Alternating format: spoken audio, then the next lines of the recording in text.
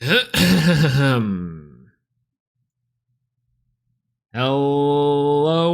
everyone. It's good to see you once again. Hello. Howdy, hey, my fine patrons. What's going on, Titan Killer? Hello, Expository Nerds. Good to see you. I saw your meme online. The swole axe is ridiculous. So funny. So funny. Big fan. What's going on, Q? Hello, good to see you. If you guys didn't see before, okay, so here's the thing. I was late to getting stream set up, right? I was late to getting stream set up because I was just kind of generally, here we go, right around here. I was generally like, okay, well, all I really need to do is be present for round 2 and onward. That should be totally fine. I got paired up against Dan the Man A-Drive on live stream. And guess what I roll up with? And guess what he rolls up with? It was crazy. I got my butt handed to me. It was awesome. Big fan. It was crazy. Okay. So if you guys missed it on the stream, if you guys weren't on the official Elestrals stream, which is streaming currently right now, we are playing Trifernal Blazerus OTK. I figured for the Halloween season, it was thematically correct because we do have each one of the Trifernal, which is in the Halloween rarity, as well as the Blazerus inside of the Halloween rarity. We have a billion of those, and the Necroth. So tonight, what we are hoping to do is go Trifernal Blazerus OTK into the moon. And I get paired up against God himself. And A-Drive is no slouch, let me just tell you that right now. However, we had a pretty good start off of the match. We went into we had to do a kind of a risky play and go Exalt Flare, and then ascend into a Lavalith to try to out the board, but also simultaneously try to establish some dominance early, which did kind of work until I got double double is the right word for it, double Stellar Nobbied into Doppelgatered. It was crazy. Cleared my entire board. I had a Lavalith and a Kinleo on the board, which just absolutely obliterated me. It's awesome. What's going on, Light Echo? Hello, good to see you. Is that the big guy? Yeah. Well, this one is definitely the big guy. The Trifernal one was crazy, but we got absolutely got by Doppelgater, the ascension form of Nobby. It was crazy. I loved it. Have you ever thought about making a Tadflow 2-cost from Elestrals decks? We have actually. Tadflow was experimented on pretty early on in Frostfall for Frost Elestrals, and it was overall pretty okay. I think that it was like pretty decent for like turboing out into like Chivalror stuff, but I think over time everyone kind of moved off it for some reason. I haven't came back to it in a long time, but I would like to at some point. Seems kind of cool. I think so, at least. But yeah. Oh man. Maybe we'll go over deck profile real quick. Effectively, our deck is nothing new and nothing of big surprises. We're going into Blazerus Trifernal OTK. We did brick a little bit. The deck is obviously a little bit inconsistent, but I think we can fix it just a little bit. Now, obviously, it's trying to establish all the pieces of the OTK and all the pieces of Exodia. Kind of hard to do, but we'll see. What's going on, Technique? Hello, good to see you. Trifernal the GOAT. I'm so excited. I want to bust out the happy Halloween trick-or-treat Trifernal. Trick or Trifernal. It's crazy. I want to try it out so bad.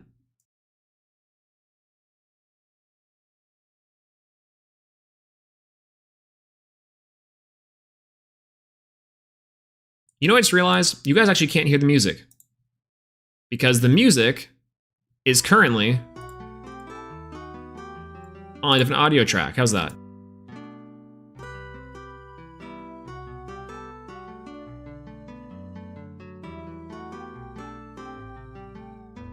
Much better. Much better.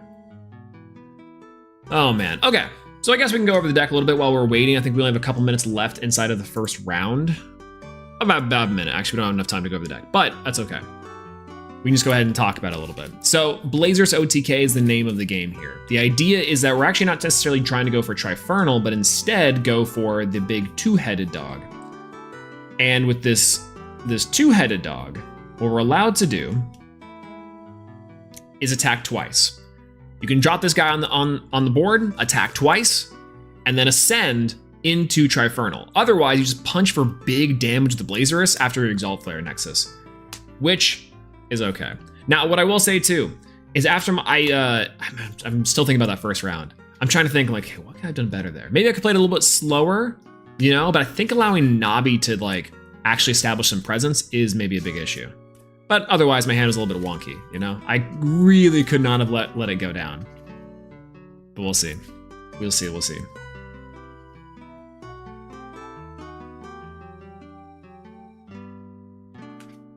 But yeah. Hope everyone's doing good tonight. Let me know if you guys are playing the casual as well. It's been just a hot second. We're so back.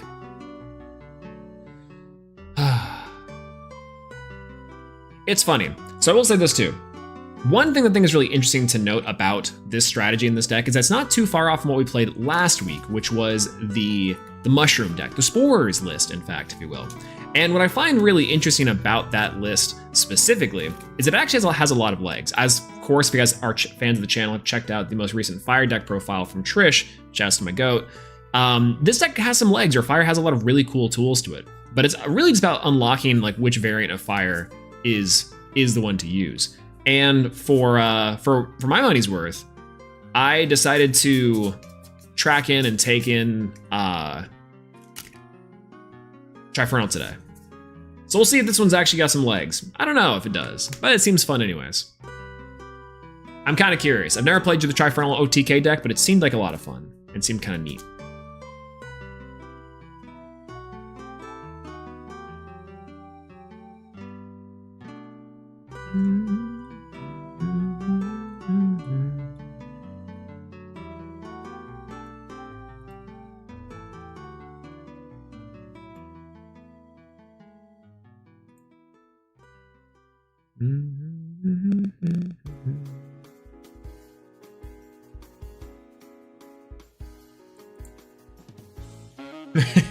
Just checking out H.I. stream, pull the Arrow Watt, I'm pretty sure.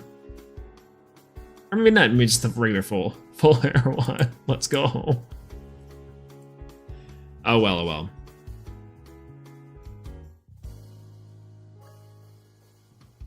Okay, now I gotta make sure that I actually can do this right, by the way. Because almost guaranteed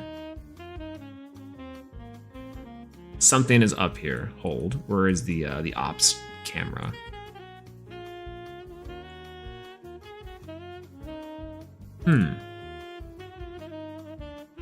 What's going on, Josh? Hello. Come back to the Lestrad. I'm sad. I know.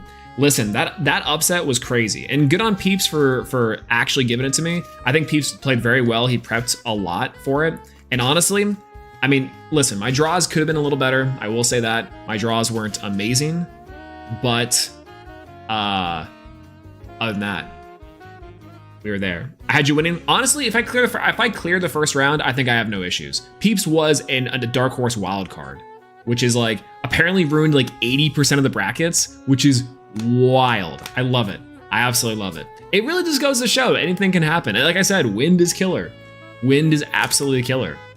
But I extend this to that again. My draws and my hands weren't amazing, and breaking the last game especially out of there. But Peeps played really well.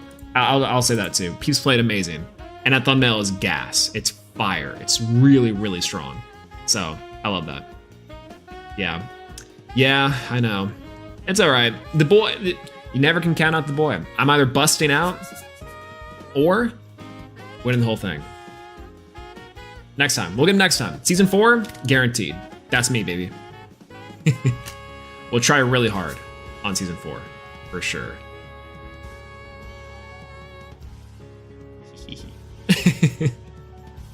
Okay, is it here? Why do I feel like... I think it is here. Yes, it is. It is here. I was trying to find my previous setup for the stream because last time I keep on doing this, everything goes crazy and sometimes OBS crashes. So I'm trying to find a good happy medium, you know?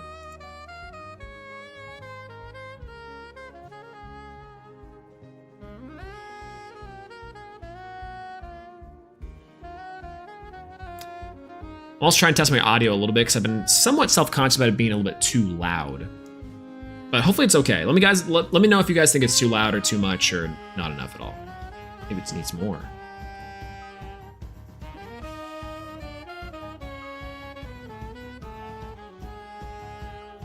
For season 4, do we attempt to play reverse psychology in the universe for our brackets? You losing, Swin? True, absolutely true. Wait, that's cracked. I like that theory a lot. I like that theory a lot.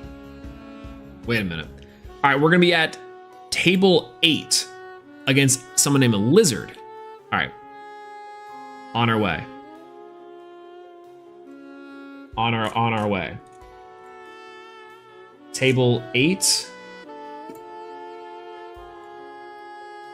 Hello. Hello. How's it going? Let me get my camera ready.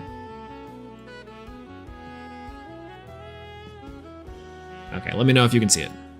Yep.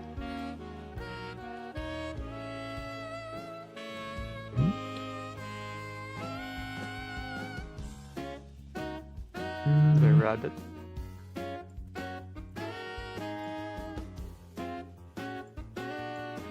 Okay.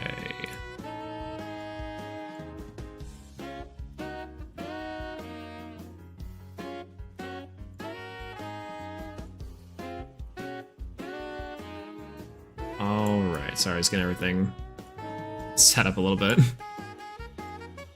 I'm good.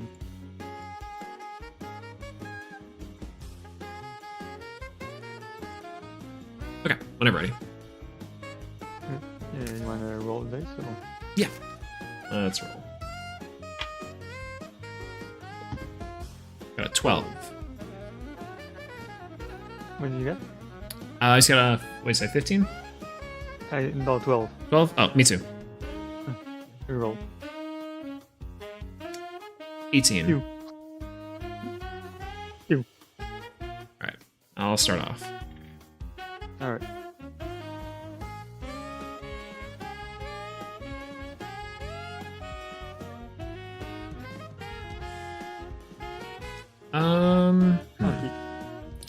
I'll keep this one too. Let's see. I will expend to draw. Alright.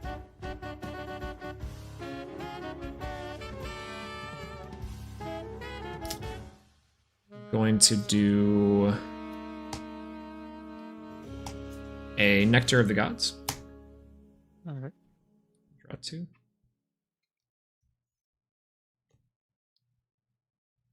I will set 1, set 2, and I'll pass. Alright. I'll draw 3. Mm-hmm.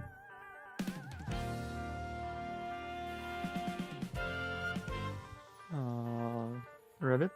Yeah, rabbit's good. Rabbit attack. Yep.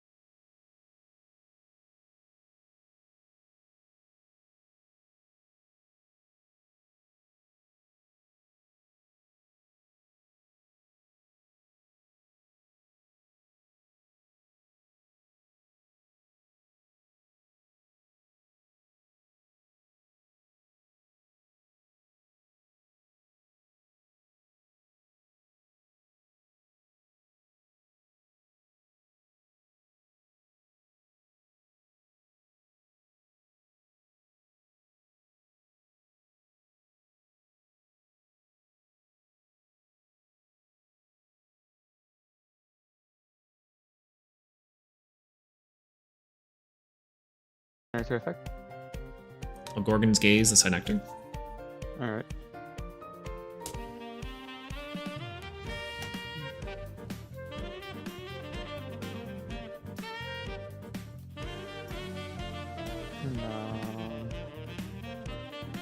Last turn? Is it pass turn? Yep. I'll draw. Yep.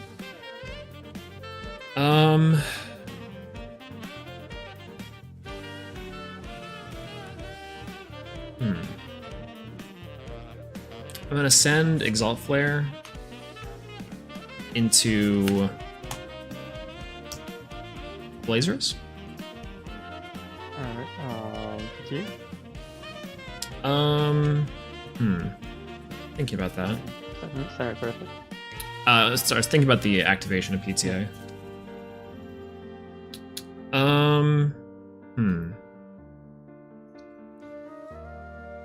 I'm going to Chains of Prometheus, the PTA.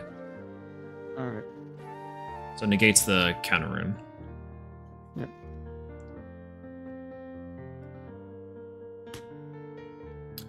I think Poison Tunic should be gone, yeah. Yeah. So, how many spirits are you at now? How many spirits am I at? Yeah. 2, 3, 4, 5, 6, 7, 8, 9, 10.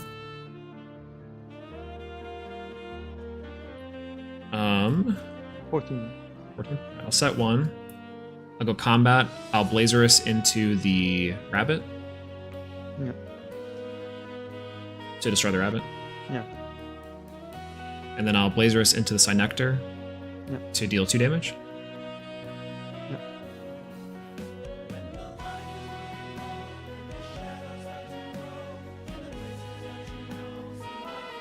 And then I'll Blazerus effect to ascend. Yep. 14. I will into Trifernal. 4. Attack in for 4. Yep. And I'll pass.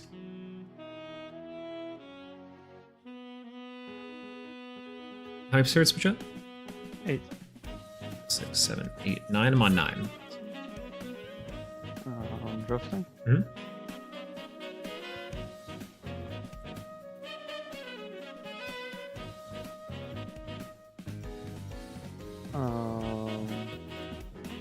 Draw. Okay.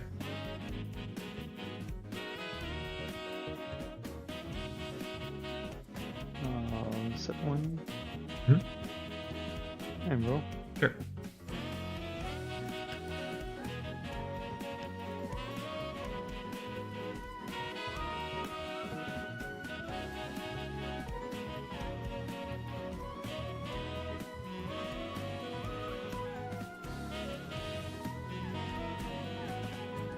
And faster. Sure.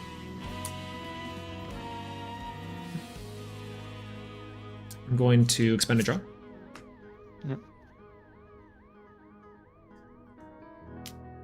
And I will go combat. Yep.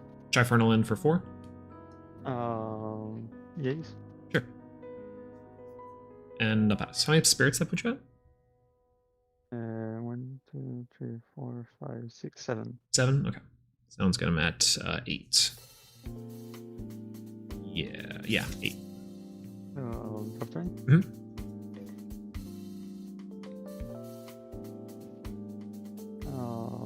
Expand to draw. Sure.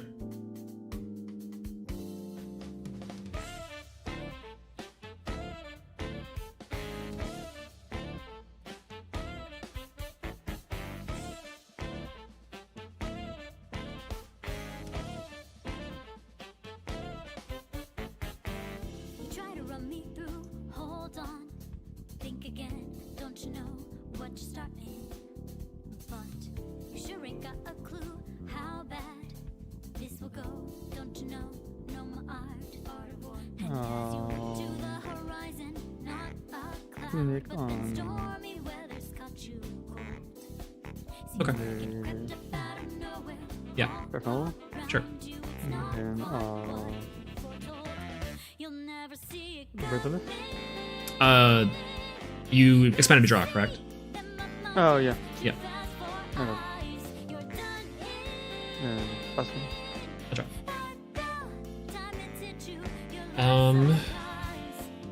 I'll run out a Necrof. Yeah.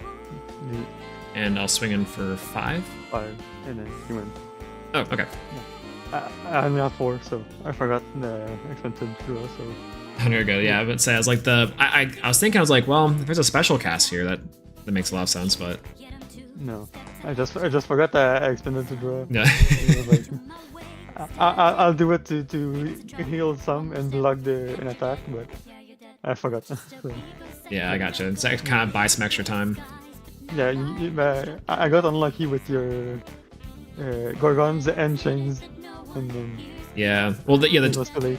the back-to-back was pretty rough. I was thinking, I'm like, well, if this is PTA, at least I can chains it, I guess. Or worst case, I had another Gorgon set, but I was like, Yeah, I delayed as much as I could. I fogged the first turn, then I Gorgons, and then I was like, I'm gonna. I had the PTA, so I was like, I'm gonna do the next turn, and then Blazerus, and I was like, oh well. yeah. Yeah, big dog Gober. Yeah, I like it. we both had our good hand at the start, but Yeah. Yeah. All right. you had more runes than me to stop the play. Yeah, the backup was rough. I had to. I think from the Nog and expend to draw, I was like, I should be drawing into something good here, but let's see. All right. Well, good luck on the rest of the night.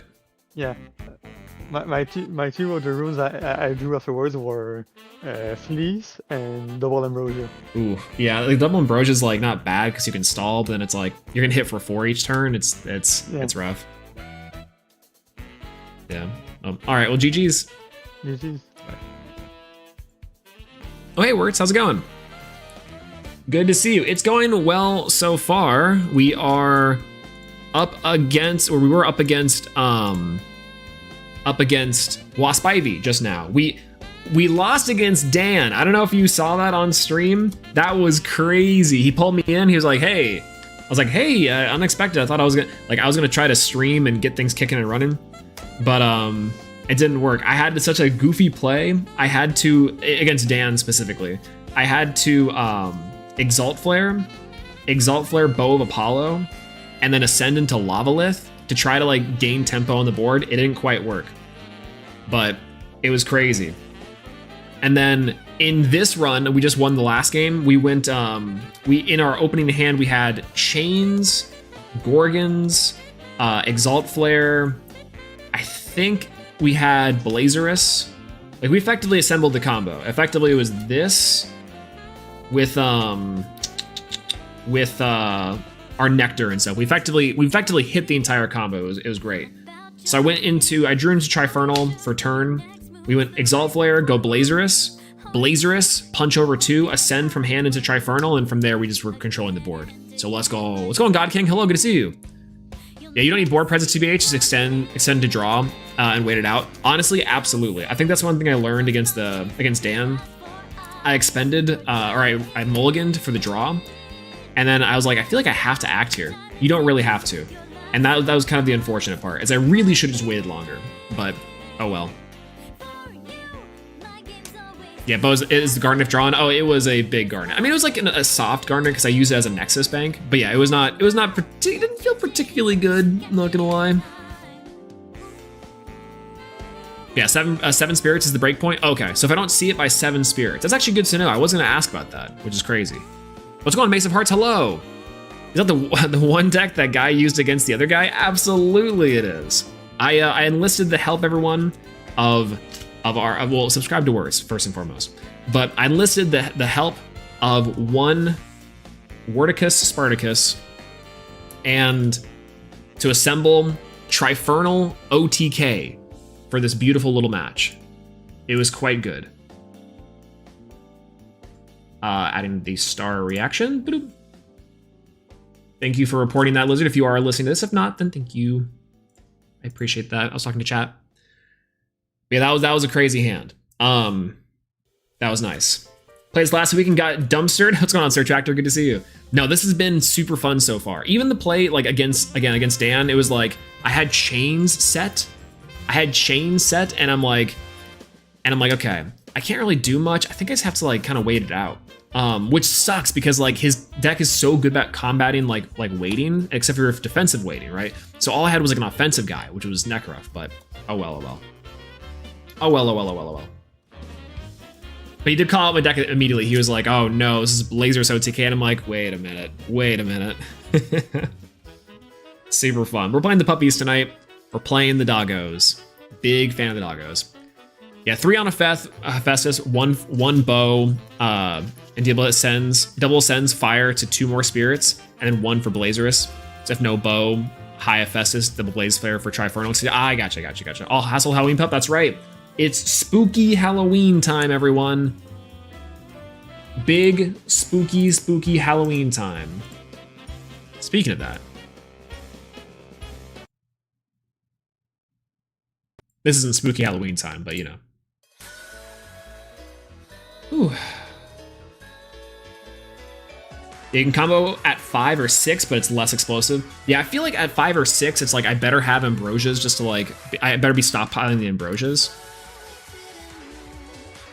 You know?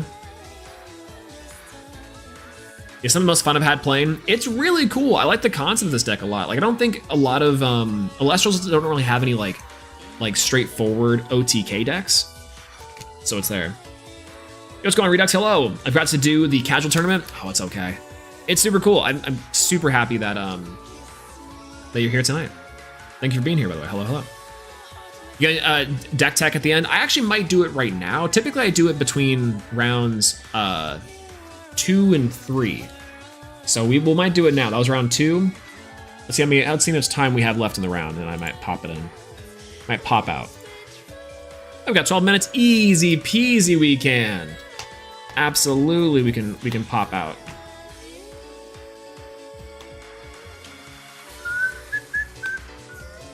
Honestly, I think I might be replacing one Blazerus with Scavicle. I think Scavicle is really insane.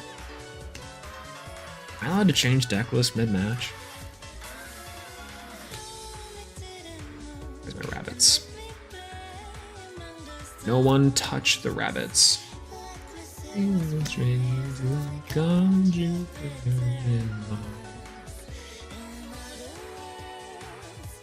Oh my.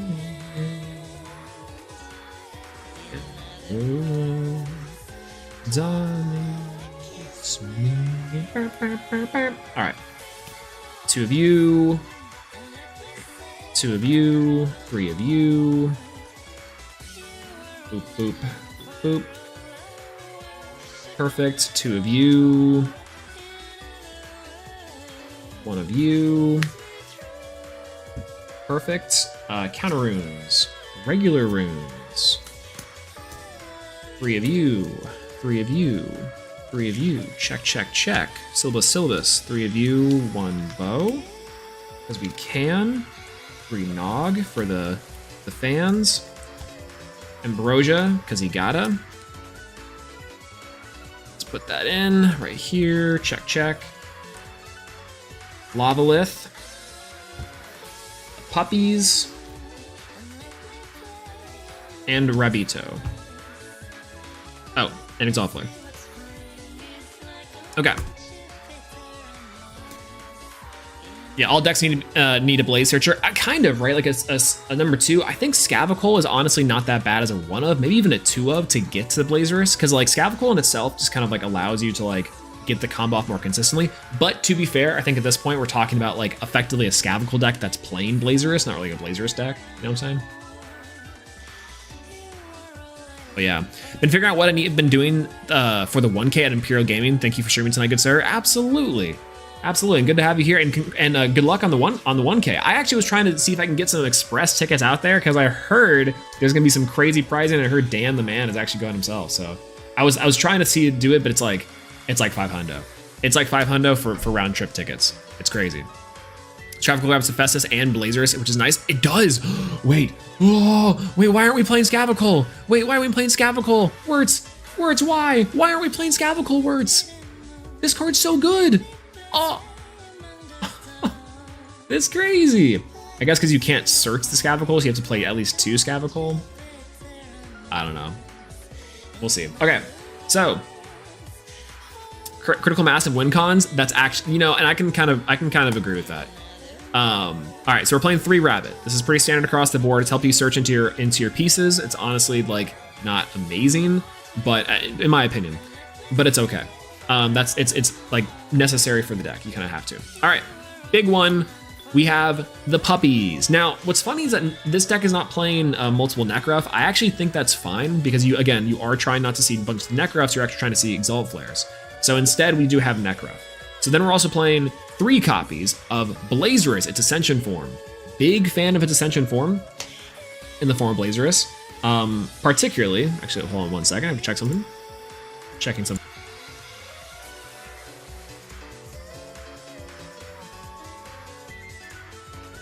That's perfect. All right. Big fan of its Ascension form. Effectively allowing you to swing over 2 dudes or just punch in for massive damage. It's a big 7 body that's really hard to out. I guess Cryoblast is there too. And we're playing one of the Trifernal. This makes the trifecta our little puppies. I'm playing the Halloween variants because we are in spooky month, and I think it'd be adorable to have the goodest little boys in their little cute little Halloween attire. So that's why we're playing this tonight. And luckily, you only need 1 inside this deck, excuse me, inside this list. So big fan of that. Now, would I probably change one of the Blazeruses, the Blazeri, if you will, for Scavicle? Probably. I'd probably change one of the Blazeri for Scavicle.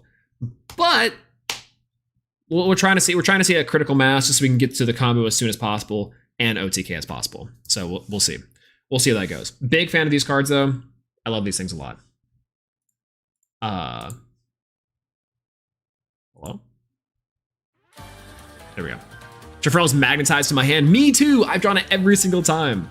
All right, for the combo pieces, we obviously have 3 copies of Exalt Flare. This card's bonkers crazy. So it's actually really funny. I think that like Fire has like a really good Nexus pool because Exalt Flare is a really useful Nexus card on top of the fact that like in that last game, I don't know if you guys were here for that, what we did is we went Exalt Flare, we Nexus, and we sat, and we hard ascended over it and then just did the combo anyways. It was a lot of fun and also really good. So especially pairing that with like Chains or something crazy, I think personally. But that's maybe that's just me though.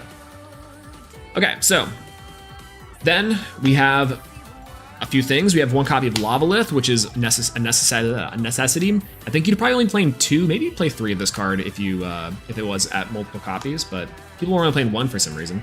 Then 1 copy of Ash Rabbit, pretty decent card overall for especially the Nexus and Receive stuff. So if you are like on like a backups strategy with Exalt Flare and or your Kinleo, you can go in Nexus to the Ash Rabbit, still ascend with your Exalt Flare, I'm pretty sure. Yes, and then also, you know, you can get value from the Underworld with Ash Rabbit, which is nice. Playing 2 copies of Kinleo. In Wert's list he sent me, he's playing 3 copies of Kinleo. I've been liking 2 copies of Kinleo just okay, because we are playing a supplemental package of 3 Rumicole, 2 Forge, and 2 Stoke. So the reason why I changed it up a little bit from like playing copies of Smoltuga, which is a pretty good wall. I think the idea with this deck is like trying to wall out and also try to see the combo as good as possible. For me personally, I think that you can make an argument to say that this package here is really solid because it just searches you your Nexus banks for stuff like your Exalt Flare, and then backup options are still there. Plus, he's a pretty decent fire guy to set you for Stroke the Forge, which again gets you search into your Exalt Flare. So, in my opinion, this whole roundabout is a pretty comprehensive fire package. So we'll see. And I kind of like it a lot for that reason. Effectively allowing you to flex either like strengthening in your bigger guys or to search and make it a consistency piece. Plus, it's also pretty decent with the Kinleo stuff as we saw in the previous fire list that people have been playing.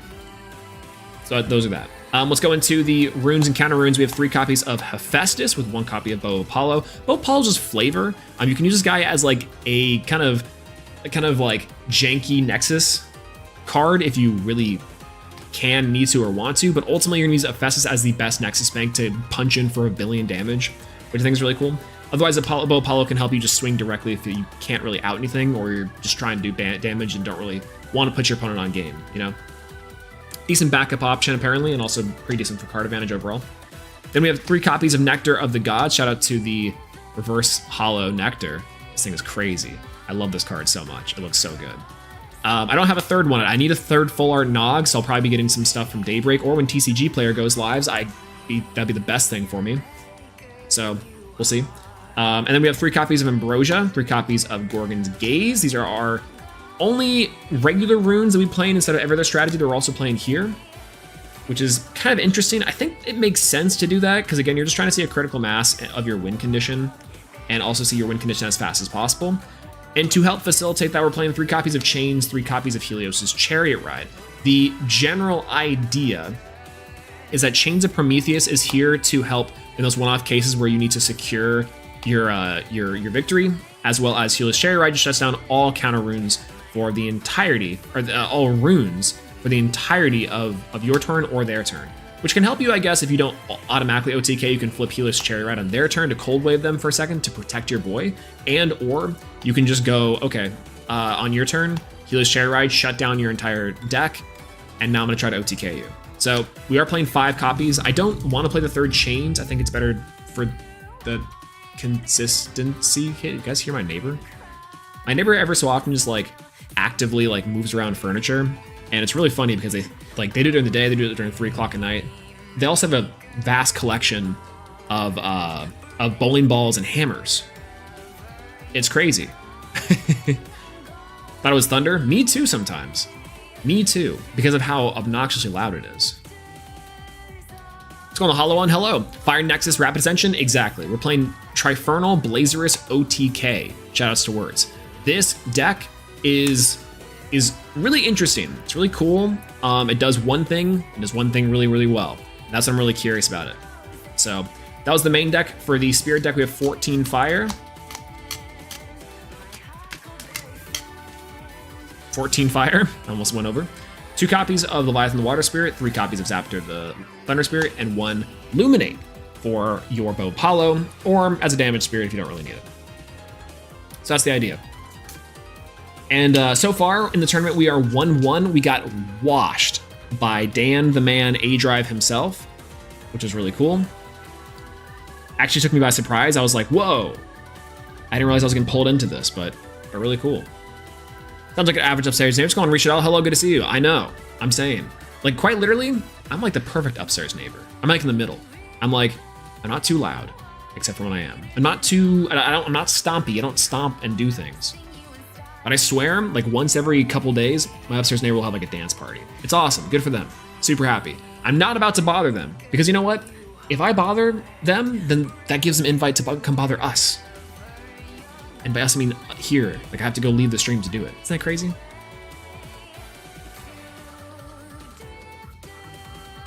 Went 2-2 last week. Was able to find Hephaestus Exalt and Blazers every time, but I could rarely find the second Exalt Flare.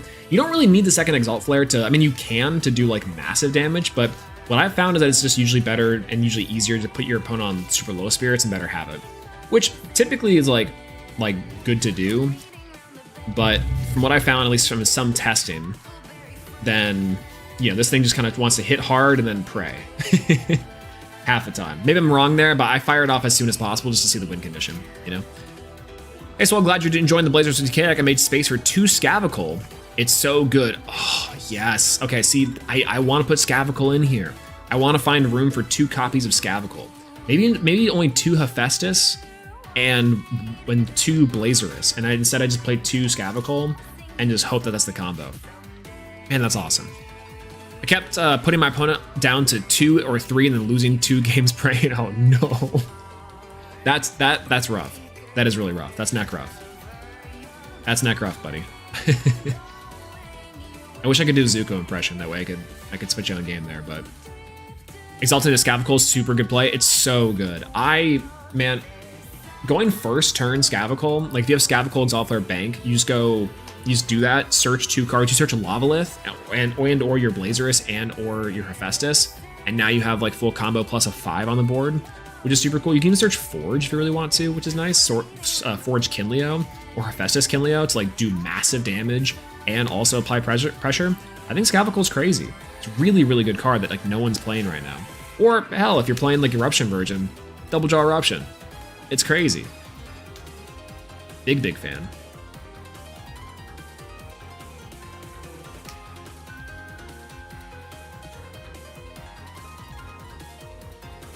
Yeah, also hard beats under Forge. It's super good under Forge because like effectively it becomes a 7/6, which is pretty hard to deal with overall. But man, I want to play with Scavicles like much more. I want to play like a fire deck that like ascending into Scavicle is like the way to go. And I feel like it's possible. I feel like it's very possible, and I feel like this might be the deck to do it. But we're sticking with the 3 Blazerus for now to see how it goes. You know?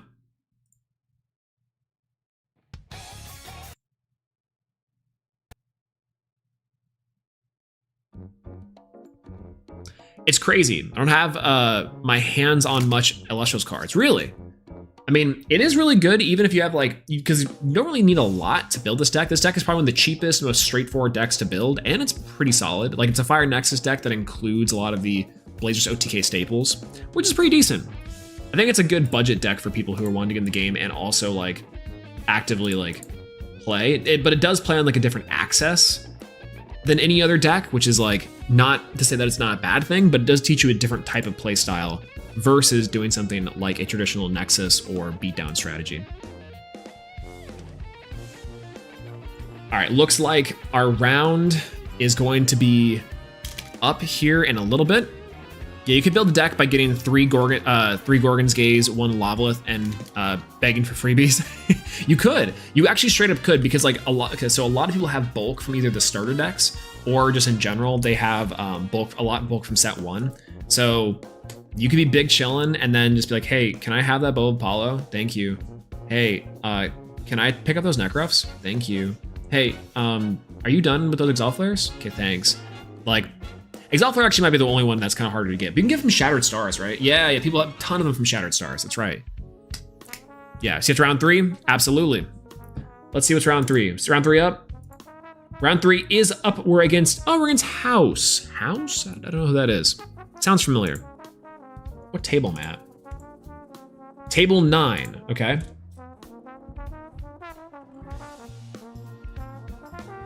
I think.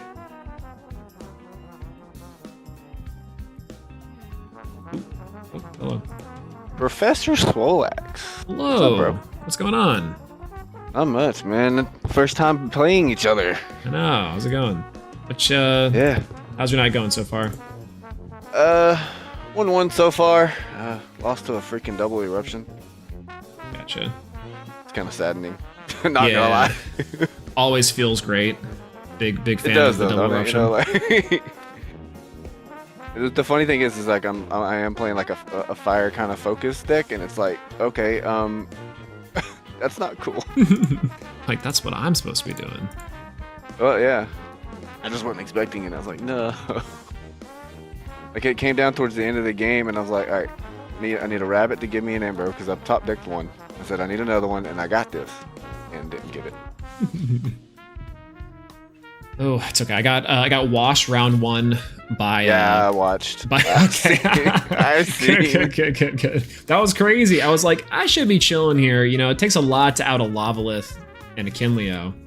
Okay. And then he just drops with the just doppelgator it up. It was crazy. It was cool. Yeah. That's why I've been trying to hopefully, get to play him because I know I can beat it. I just need to get the chance to play against it. High roll? Yeah, roll's good. 13. 11. I'll go first. Yep, sounds good. I will say I was saddened to see you lose, man. That was a good clashes though in the election. I was saddened. Oh yeah, what's so funny is I know that like broke everyone's brackets, but no, Peeps was good. I admittedly bricked the last game, which felt bad, but it's like I think the other games very much in my grasp, and I think Peeps has played really well. Yeah, like there was some back and forth, like for real. Like I was like, man, these are some good matches right here. Like it's all been really good. Yeah. I didn't fill out a bracket, but I was still rooting for you because I'm rooting for because I know Caleb, personally, so I kind of root for most of the Elestrals. Hell yeah. So yeah, I'm rooting for Caleb going up here. I think he's still in. So which yeah, is like awesome. He hasn't played his match yet, or he's probably played his match. They just haven't aired it yet. So yeah, I think so. Alright, I'm gonna start off with a Jolton. Yep. I'm gonna grab me. Hey, look, it's on the bottom of the deck. Mm-hmm. Volcanic Forge. Let's go Forge.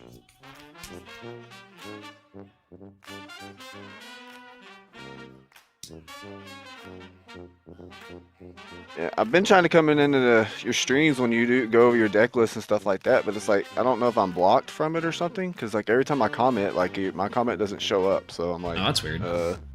Yeah, I don't. It's very, very weird. I don't know about any of that stuff. We actually had someone else who was also like that. Apparently, like they had like a YouTube problem, and to be fair, YouTube's chat and live streaming stuff is pretty rough. So it's like, Yeah, it's horrible. I I'm don't not gonna lie. I'll set 2 pass. I'll draw. I will. I will say I love that playmat though. I The wish there playmat's was a way for everybody so to good. get it, man. That thing is so clean. I think it's available from the Kickstarter. I think it's actually like one of the ones. Is you it can for the give you Kickstarter back. or is it for just for the y'all, for the content creators? From what it might be on. It's I can't remember if one of the tiers like you get like the mat or you get like I think like maybe sleeves and stuff. But it's definitely the content creators get it. But I think you can also get it from there. I'm not quite sure though. If there is, I might be finding the tier which one it is and open it because I want that mat. I got Nectar of the Gods. Yeah, sure. No divine blessing here. Let's see. I will go for a Volcanic Forge. Sure. And then I'll go for a Stoked Forge. Okay. Nice. Love the little searching engines going on right now. Search for a Kinleo. Yeah.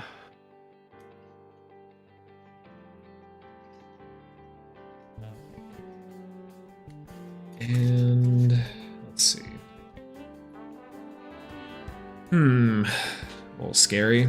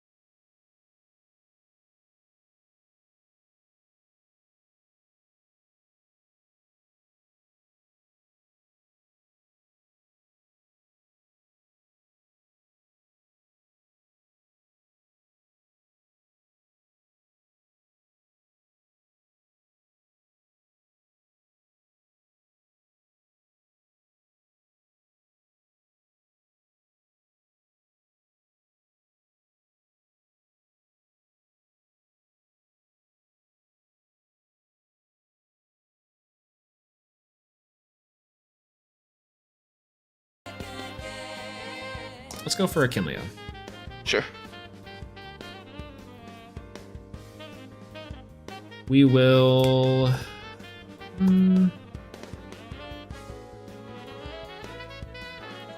Let's go combat. We'll try to swing over. I'm gonna tsunami it. Okay.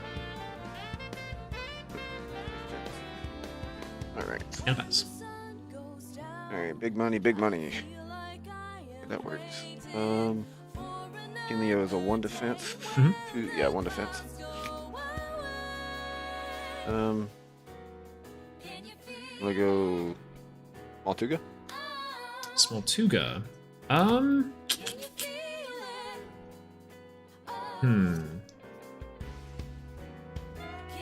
Smoltuga to search. Are you activating the effects? I guess I should clarify. Yeah, I'm searching. Yeah. Yeah, that's fine.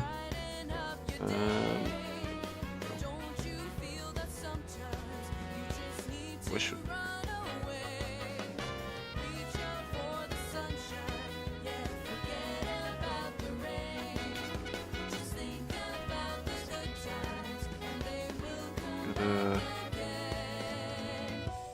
Might as well. I haven't got to show them off yet. I'll grab my Stellar Comagma. Stellar Comagma. Sounds good. Haven't got to play him yet, so let's go ahead and see if I can get to show him off or not. Alright, then let's see.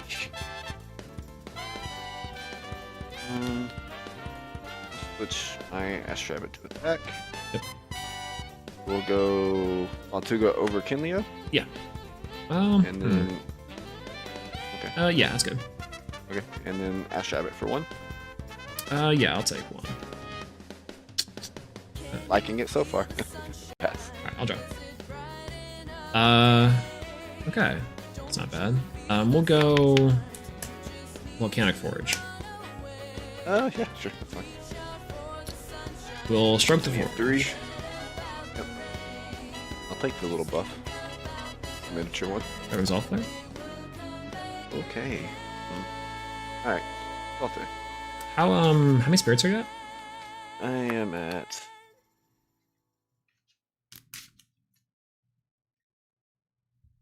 I'm at 15. You? 15? Oh god, that's a little too much. 1, 2, 3, 4, 5, 6, 7, 8, 9, 10. Okay, 10. Alright.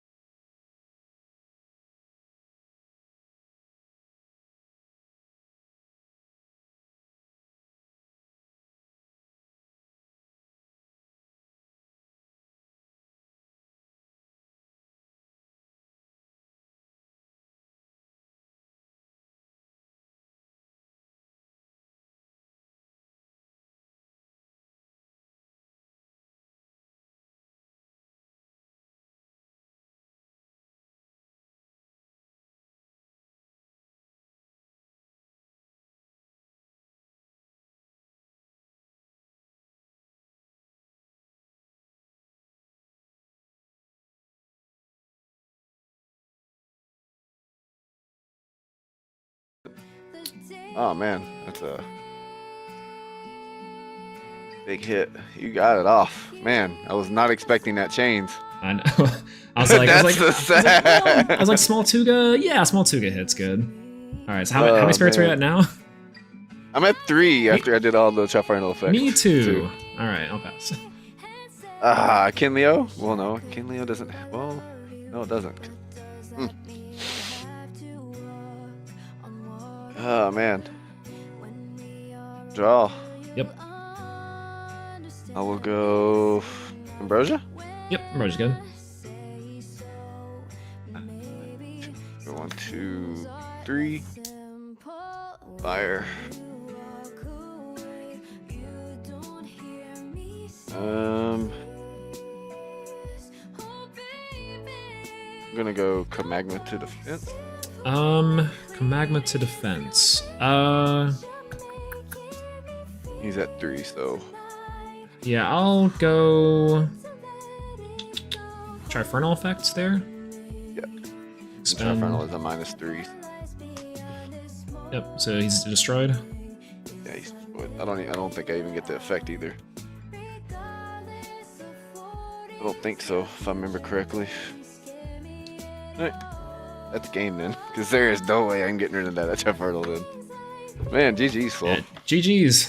Yeah, the I was hoping you wouldn't have that chains, man. That chains is crucial. Oh man, well, that's rough. initially I was like, okay, so the tsunami, I beat out the one. It's not too bad. I can live with that. The problem for Yeah. me is I was like, not knowing the mystery backer, I'm like, okay, if it's Gorgons, I'm fine. If it's PTA, I'm fine. If it's tsunami, fine as well. Like change. Yeah, okay. because you can just. Yeah. But I could do it with the one turn earlier. I could have done the combo, but I was like, I need him to have only one. Only one's here. So, Yeah, you need to. Yeah, I wish I'd had at least my chains. We could start building the fence. That's right. That's right.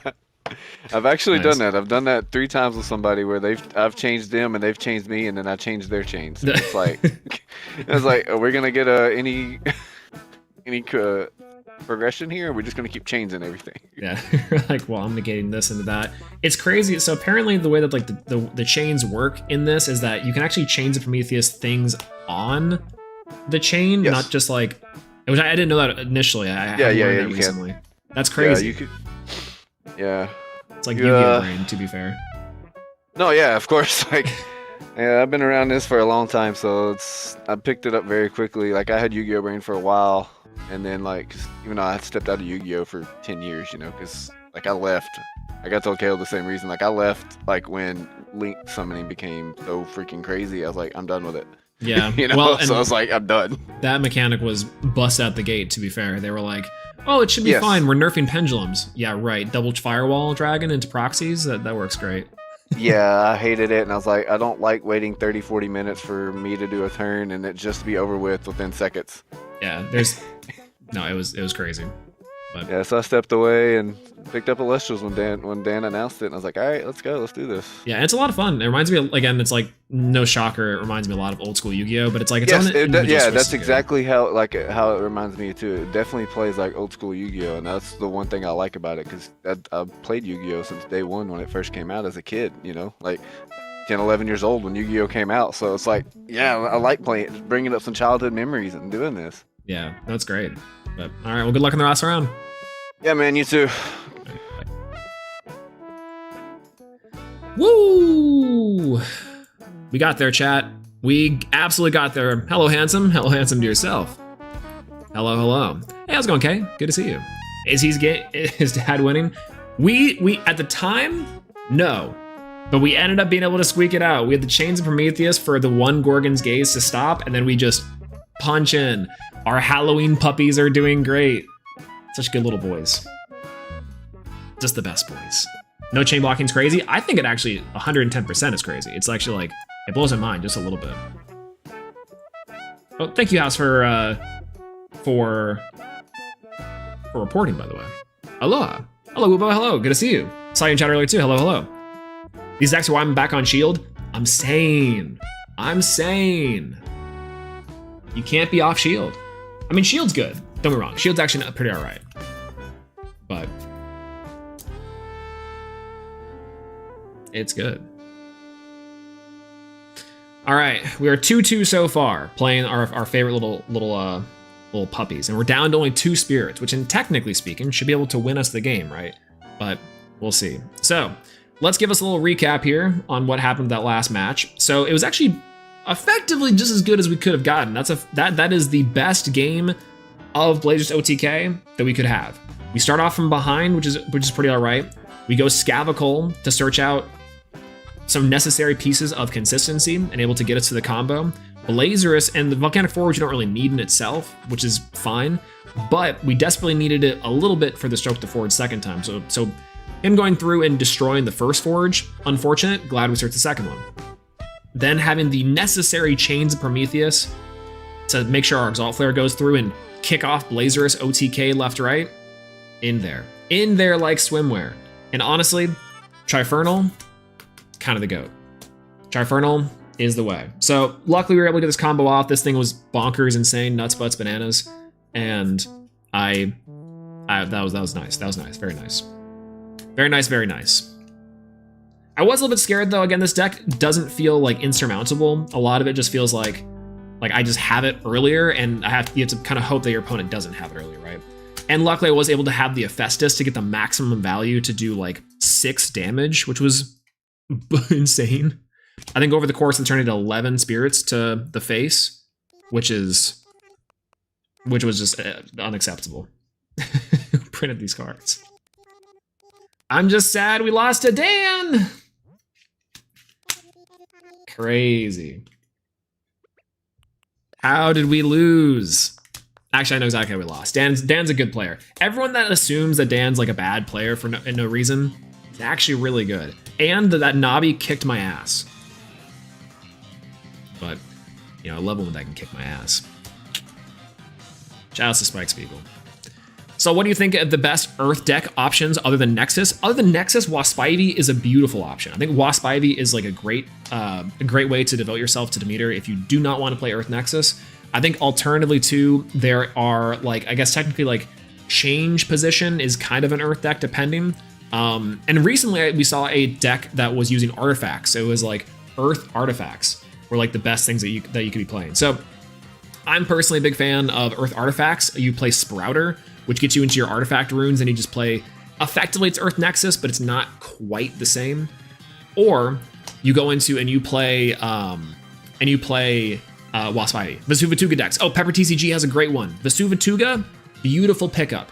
Amazing card. I really want to build a Vesuvatuga deck because one, I love the turtles. Lechuga is adorable. And also, the Vesuvatuga is also kind of hard to get around. That card being, in my opinion, a little bit better than, than Krakatsuga in a lot of ways, is sick. So yeah, Vesuvatuga Burn, pretty good one. So Grass Burn, or Burning Grass, if you will. Then we have Wasp Ivy. Those are like the two big ones that you could play. And then Artifact, which is still Nexus, but it's not, you know, it's kind of different. Wasp Ivy is really cool though. Wasp Ivy is really fun. We did beat Wasp Ivy in our second round, but don't let that dissuade you. We literally, the deck only dies to Gorgons, and if they don't have Gorgons, you just win on the spot effectively. It's also what a lot of people I think are kind of moving to for Earth in some matchups. Period is sighting out or sighting into the Wasp Ivy stuff, which is cool. So big fan there. So Forest Fire was right there. Why would we want to burn down the forest? That's ridiculous. That's a you and Echoes of Wisdom thing.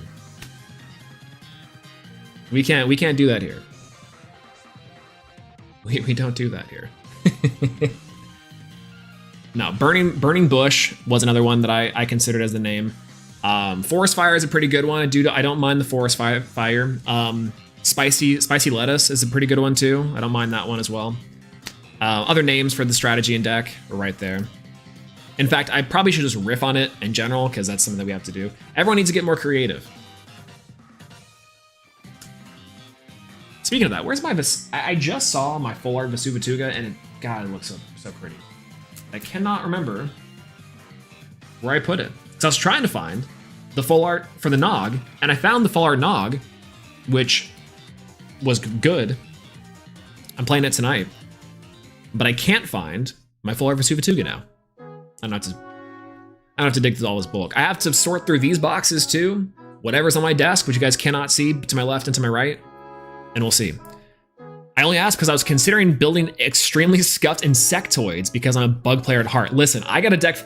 People have been memeing on me since set 1 for this deck. And guess what? It's called BBC. Big Bug Control. I need to build and get in the lab on BBC. I need to hop on BBC because listen to me.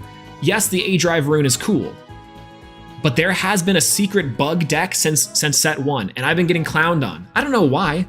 I don't know why I'm getting clowned on. It's not like that name's ridiculous or anything. Oh well. Oh well.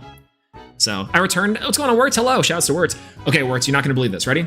If you're still at work, I'll lay it out for you. But more specifically, it's gonna be nuts. All right, so effectively, here's what happened, Wirtz. We went against Fire on some level. We went Rummikol trade with their Jolton. Then we went Kinleo. Kinleo, I tried to swing an attack onto their Ash Rabbit, got tsunami'd. Then they went out for Smoltuga. Smoltuga Ash Rabbit, punching for 2, no problem. Okay, so now it's our turn. We went Stroke the Forge. We Stroke the Forge, we go for Exalt Flare. Exalt Flare on the board, we Nexus from Hephaestus. That's right, I said that right. Nexus from Hephaestus onto Exalt Flare. Exalt Flare, ascend into Blazerus. Well, sorry, let me rewind that. Exalt Flare effect tries to get Gorgons, we Chains of Prometheus. Chains of Prometheus negate the Gorgons. Exalt Flare ascends into Blazerus. Blazerus goes nuts, swings over both 2, do 6 damage each. Then we ascend into our Halloween Trifernal, wherever that's at. I'll use Helios Chair Ride for example. And then punch in for 5 damage. And then from there, we just clean house. So it worked beautifully. Just as intended. Just as words intended. Big fan, big fan. Hephaestus for the rest of us. Festivus. Love that you still got a little Demeter in your deck. Always there. Always there right beside me. See, that's the crazy part. See, and I need, what I really desperately need is more of the full arts. The regular full art is really pretty, and I really like that I can pair it well with the blue nectar. But ultimately speaking, I would love more of the stellar full arts. God, because this thing is so good. It's gorgeous. She's gorgeous. And the card's okay too. All right, where's our time? About 7 minutes left in the round. That's the combo. I'm saying it was good. It was really good. I mean, like, ultimately speaking, I think the way that we are able to just kind of fire that off is like Exalt is the Volcanic Forge into Stroke the Forge stuff. I think that ultimately speaking, that's like the best thing that we can do to boost the consistency of this deck a little bit is the Rummikul. I will say too, this deck feels like it's on the precipice of being something to be terrified of, and I think that's mainly because it just works. Like, it's a deck that actually has functions and actually can do its thing. But ultimately speaking, like, yeah, it is kind of a gimmick deck. I was left on 2 spirits left, and if he has any Earthquake or any sort of removal, I'm just dead. So, you know. So that's it. You know, I guess I could insulate a little more or wait until I have like a Helios Chariot Ride to go nuts, but oh well. Yeah. BBC is 3 Navi, 3 Specterus, 3 Viscerus, and I guess 2 Avarum, since it's technically legal. Yeah, I guess we could do that. Ultimately, I was also thinking Spinosect, unironically, and then obviously BBC is going to be Doppelgator, which is insane. So, did you know drawing 3 Altar is really bad when you only get 2 dudes? Yeah, absolutely.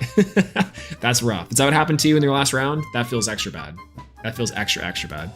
Since Bell Apollo came out, it's been way stronger since 2 defense position Elestrals don't kill you anymore, right? Isn't that crazy? You can just like effectively swing in for a lot of damage and then just like pass back to your opponent if you really want to.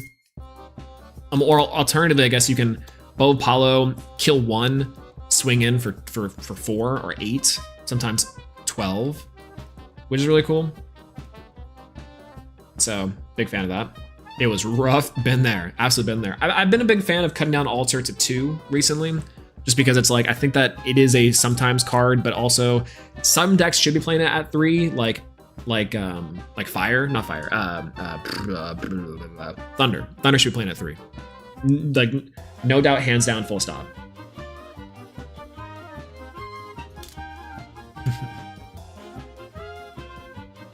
I want Thunder. Oh, okay. Well, that makes sense. Yeah, you need to be playing 3. My mistake. If you said, oh, I'm only on 2 and playing Thunder, I'd tell you to bump that up. But still, it's unfortunate. You know.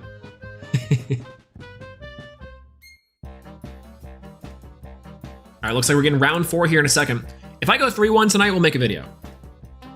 If I go 3-1 tonight, we'll make a video. Because technically, Dan doesn't count. Dan counts. Dan counts. And I could have played that better. I know I could have played that better. Just sneeze like 12 times. Gesundheit. And bless you.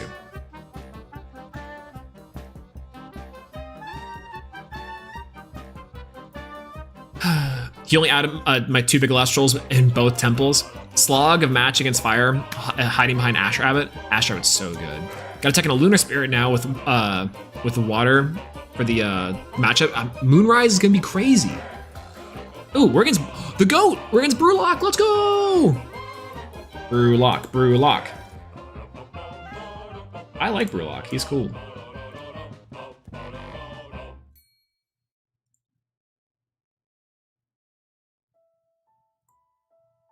Okay, let's pop in with Brewlock. Where is Brewlock? Clash 14. Oh, hey. And there we were. How's it going? What's up? How we doing? Pretty all right. It's been a little while. It has. I get that every time. Like, it's been a little while since I beat you in a real tournament. Actually, I don't even know if that's true. I can't remember if the last time we faced that. I think you may have beat me. Maybe. Let's say you won. You know, you gotta. Just to make this a little like so that now Yeah. that you have to win now for the for the rivalry thing. But it's a revenge match in one way or the other. We don't know. How's it been going tonight? It's good. How about you? Yeah, not too bad. I've been enjoying the deck. I've been this is one I messaged Wirtz about. I was like, hey, I need some advice. And he's like, I got you. Yeah, I've seen too many DraftKings tonight. Same. 18. 20. There you go. All right. I'll start off. I'll keep. Same. I'll keep. Okay. I will start off with a Nectar of the Gods. All right.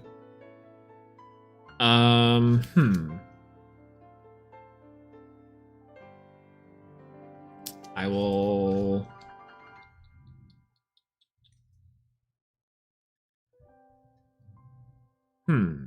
Interesting.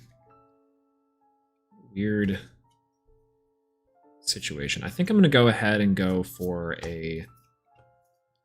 another Nectar of the Gods. But stellar. Really dig into this one. I'll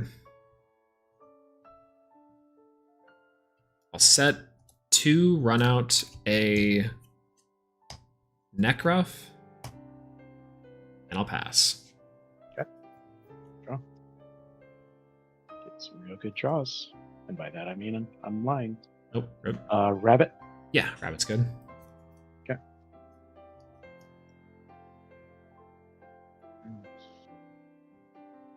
Set. And pass. I'll draw.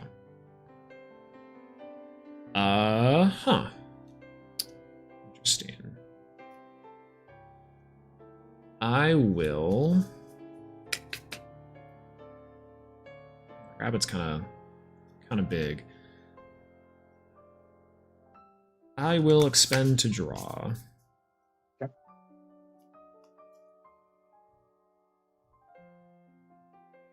Set 1. And I'll pass. Okay.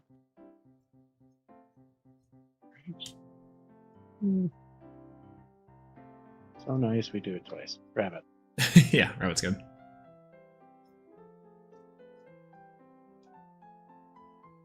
Option.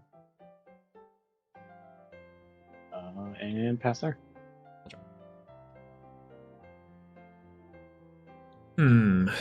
Okay.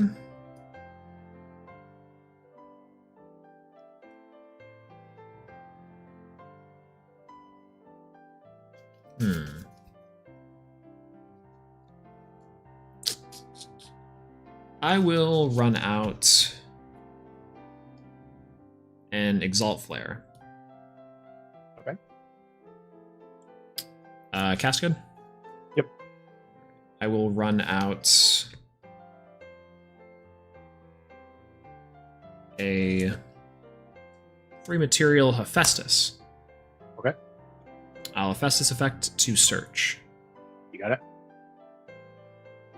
I'll grab the Bow of Apollo. All right.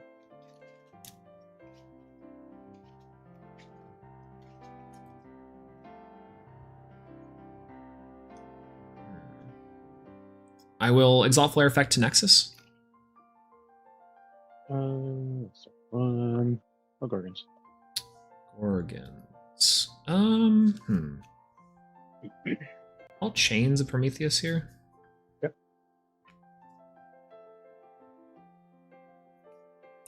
Nexus onto the Exalt Flare. I guess effect to. Yep. Effect to ascend. We'll send into Blazerus. I'm in danger. Yep. Set 1. we will attempt combat. Yep.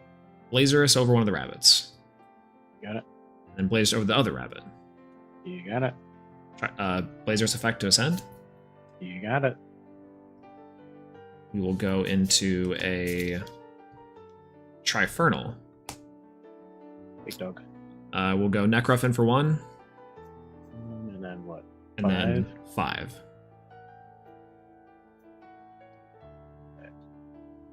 Okay. And then how many spirits left? 11. 11. Okay. Interesting. 3, 4, 5. I'm on 6. Thinking. I think that's it. I'll pass turn. Okay. Sure. In the draw. Oh, that would have been really good a second ago. Yep. No, it's okay. Not bad.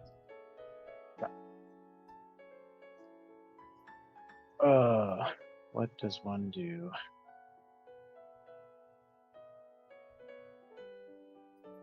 The answer is stall. Brumlinks? Yeah, Brumlink's good.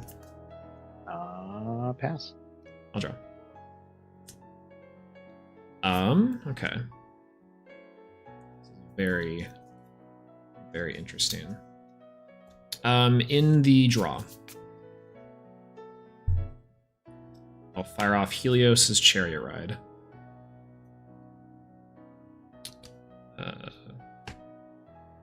You and you.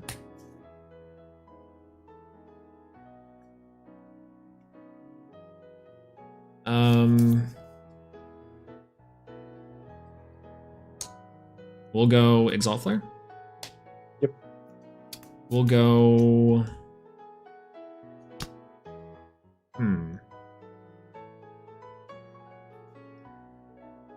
This is very strange.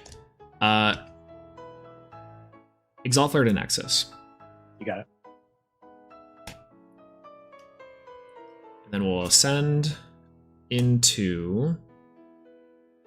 Do I want to do 2 here? How many spirits did you add? 3, 4, 5, 6, 10. 10, 2, 3, 4, 5, 6, 7,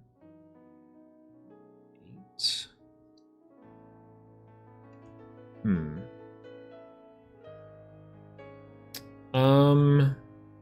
Yeah, we'll Nexus. No, let's Nexus just 1. That's fine. Okay. I don't particularly think it matters all too much. The answer is probably no. Into the Blazerus. Yep. Whole puppy family. And I will go for combat. We'll go Right. Blazerus. Where I die. Yeah, I wish I Blazerus had in that 1, 2, 3, PTA 4, last turn. 5, 6, 7, 8, 9. Hello? Where are my cards, man? That. GG. Yep, GG's. Yeah, nice and quick. What was the other set? Was a Keon? Yeah. I never should have kept that first hand. Oh, you're good. Well, that Blazerus OTK, I guess. Shoutouts to Words. Subscribe to Words. Shout out to Words. Words also says we can't keep meeting like this. No, I saw that. Oh, okay. He and I always run into each other in these, and it's so funny. That's Every time. nice. Well, you're on Frost tonight? Yeah, I wanted to see if Rhinos does any better, but it's not there. It's too slow. Yeah, you got like pair it like effectively with every other Frost in the world, which at that point it feels like it's just really expensive. Yeah, But like I wish, but that's all right. It had its one tournament to shine. yeah, I just gotta figure out what else to cook up. I mean Krakatuga's calling back. That's what I hear. I didn't say it. I didn't say no stone unturned. Searches Krakatuga. I am so excited for. Okay, I was just talking about wanting to build a Vesuvatuga deck, but the fact that you can search the best burn card of all time, I'm sold. And also really scary. I don't know why they did that. And you know what else you can search with no stone? Search the Lavaliths, which is crazy. Like Scavical. Scavical. Wait, you can search Scavical? Wait, no way. It's a golem! Who printed that card? Oh.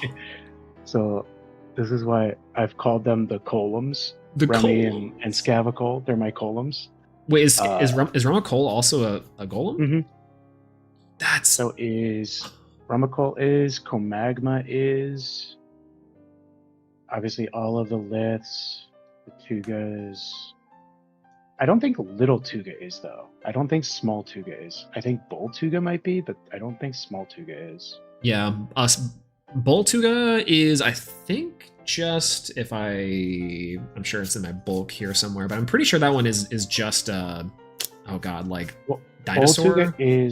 Bull Tuga's, I think that's Dryad Golem, and then Small Tuga is just a little octopus guy. I don't know which one that one is. Yeah, it's like oh god, it has a name that's like, It's not aquatic because that's the fish. yeah, it's like oh god, not Kraken. It's whatever Cthulhu is. One of those. I think it's Cryptid. it could be cryptid, Weird. but But yeah, so, I'm spoiling them the Moonrise tech with Krakatuga. oh my god, no, that's actually crazy. This revelation, I'm gonna be in the kitchen cooking with fire. That's wild. Holy, I'm so excited now. What the heck? No stone, Krakatuga, get Krakatuga, no stone, Scavical, search 2 eruptions. You are now dead. That's so wild. No, Burn is back. No. Oh yeah, but and it's like, oh no, oh Eldritch, Word's got it. Yeah, that makes sense. Eldritch. There we go. I think that's it. But Dang. oh, I'll just put a fire spirit on board. Okay, I'll just get EQ plus burn 1. Yeah, it's like cool. All right, pass. But That's awesome. GG, man. Have a good night. GG's, you too. So, See ya. bye. Chat, that was very quick and very beautiful. Scavical is so underrated. I'm saying, what's going on, Ty Hill? Good to see you. Hello. All right, we're match reporting. We're just gonna go. I think we're on win at Swolax. L at Brewlock. My goat. Table. Where are we at? Where are we at tonight? Table 14. Whoop, whoop. Perfect. All right. Search mushroom plus follow. I'm saying. Go 775. Hello. Brewlock sounds familiar. Oh, Brewlock. No. That's my boy Brewlock. Hello, Brewlock. No. Brewlock's the goat. Quite literally, I say this every single time inside of like our little testing Discord. Is they're like, "Oh, Brewlock's here. One of Brewlock's playing." I'm like, doesn't matter, dude. That's one of the OGs. But yeah, do you know that Trifernal effect on the broom last turn? Oh, yeah. So I was thinking about it, but my problem is that I was going to, but I had the Blazerus. So I was going to do it, but I would think I was going to be out of Fire Spirits. I guess technically it didn't matter because I could just go on the Luminape here, and that would be fine. But I was afraid I was running super low, which I think maybe could have been fine. But ultimately, yeah, I was thinking about it just so I could maybe hit over the Necroft to do like burn or something. But I think ultimately with the Helios Chariot Ride plus like everything else, I'm like, it doesn't matter here. I'll be able to just swing in for a billion. So that was super nice. Otherwise, I guess I could have Boat Apollo'd on the Blazerus and just clocked in. Nerdalith a real deck? No way. Actually, Nerdalith might be. I think that Earth might search Nerdalith just to have a dude. You play Lavalith and you play you do unironically play Vesuvatuga. That way you can just stick like those cards and then just go nuts. Something the highlight a lot of people miss the persist until end of the turn. Does it? Oh, it's always until your next end phase. Oh, wow, that would have been a good showcase. Wait a minute. Wirtz is actually cooking. That is correct. Oh, I did not know that.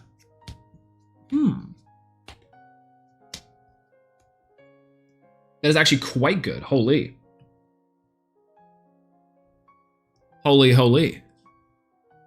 You know, I will say, I'm happy that we were able just to get the entirety of the dog family out. This is what this deck is meant to do. This was the end board. We had 2 cards set, a Bow of Apollo in hand, 1 Spirit left, and a Dream, and a bunch of puppies. And we just swing in for a bunch of damage. That's crazy. That's absolutely wild. Holy God. I love seeing your dogs. Thank you. They're very well trained. Hello, Caster's Corner. Everyone say hello, Caster's Corner. If this is who I think it is. It could be one of the 4, except for Joseph. It's almost never Joseph on this account, unless they're trolling me. Oh wow. I'm convinced that Trish doesn't even know how to log in. He might. Or it's all 4. It's like the DBZ layered sound, and they're all speaking. No, it's like the delightful children from down the lane. They're all speaking in unison. That's a callback for you. Speaking of trick or treat. But yeah, hear me out. No Stone Unturned, search Nerdalith, cast Nerdalith, switch it to a 7/3 with Galaxair. Yo! Windgrass, blowing grass. Unless he is criticizing decks, that's true. Actually, the Trish streams criticizing decks have been some of my favorite recently, which is great. They've been really fun to watch, and also to watch him go like, he sits there and he's like, Law, what is this? What are you sending me? Okay, so I guess we can analyze this. We can talk about it a little bit, but like, I guess this is a deck that they played. Ugh, and that's just that. It's always really fun, and I will say the streams do well. I think people like watching him play, or watching him analyze him, which is great. Something that I probably need to get back into a little more, honestly. But one day I'll be as good as Trish. I don't think that anyone can be as good as Trish right now. He's honestly sometimes like off his rocker. What's going on, Mr. Lax? How'd your run go? What's going on, Dimax? Hello. Everyone say hi, Dimax. Hello. It went well. We went 3-1. We only lost to A-Drive in the first round. And A-Drive went nuts. And to be fair, I think we could have played that better, and we probably could have won. I think I just like was getting used to the deck and how the deck wanted to play. And I felt like I needed to out the rabbit and go like bonkers nuts ascend really fast. Did not work out. It was rough. It was rough. Yeah, we got destroyed. It was awesome. Dan's a really good player, and I had so much fun playing against Doppelganger stuff. But this was the end board to our last match. But we are, it was nuts. Actually, yeah, this deck went hard. The end board was crazy bananas. All of the puppies in attendance. We went Exalt Flare off the Trifernal, ascended to Blazerus, attack over a defense position, attack over game. After going Helios Chariot Ride.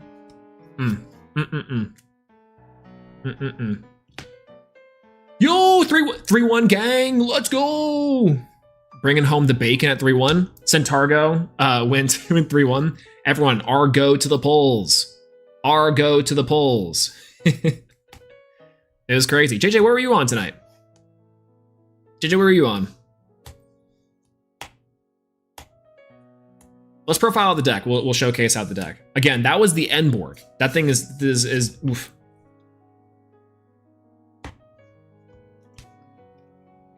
I'm cheesed, as Kevin would say.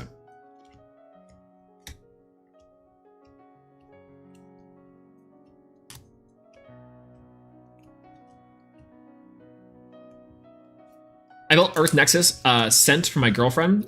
She owns 10 Scent Stellars. Really?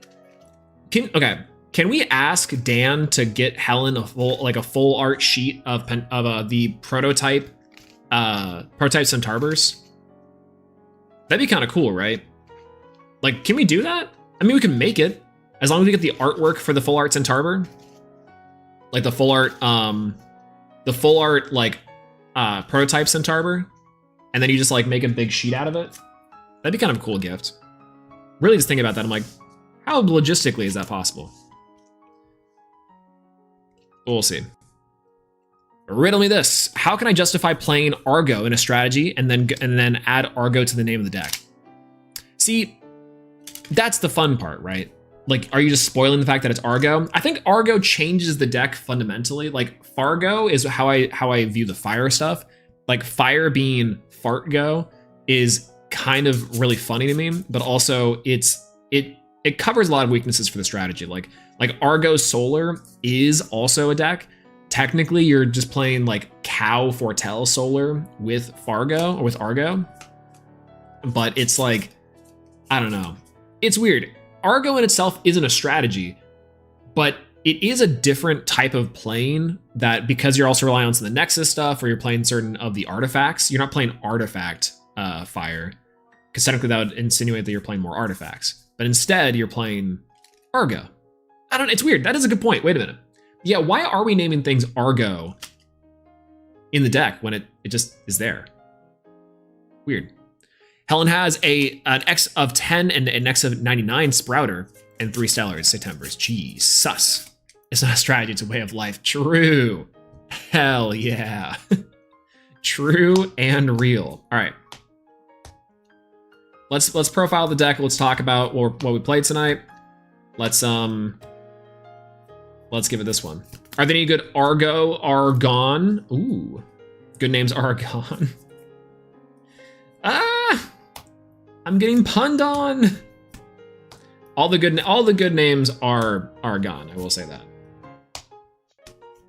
Oh, someone's dying. That's probably not funny. I probably shouldn't say that. However, could be true. Isn't all comedy rooted in a little bit of truth? Okay, we'll talk about cards that didn't come up. We'll talk about cards that did come up. We'll talk about cards that I really want to play more of and cards that I'm on the lookout for. All right, so Roma Cole, big old J. Cole. Embro? Third?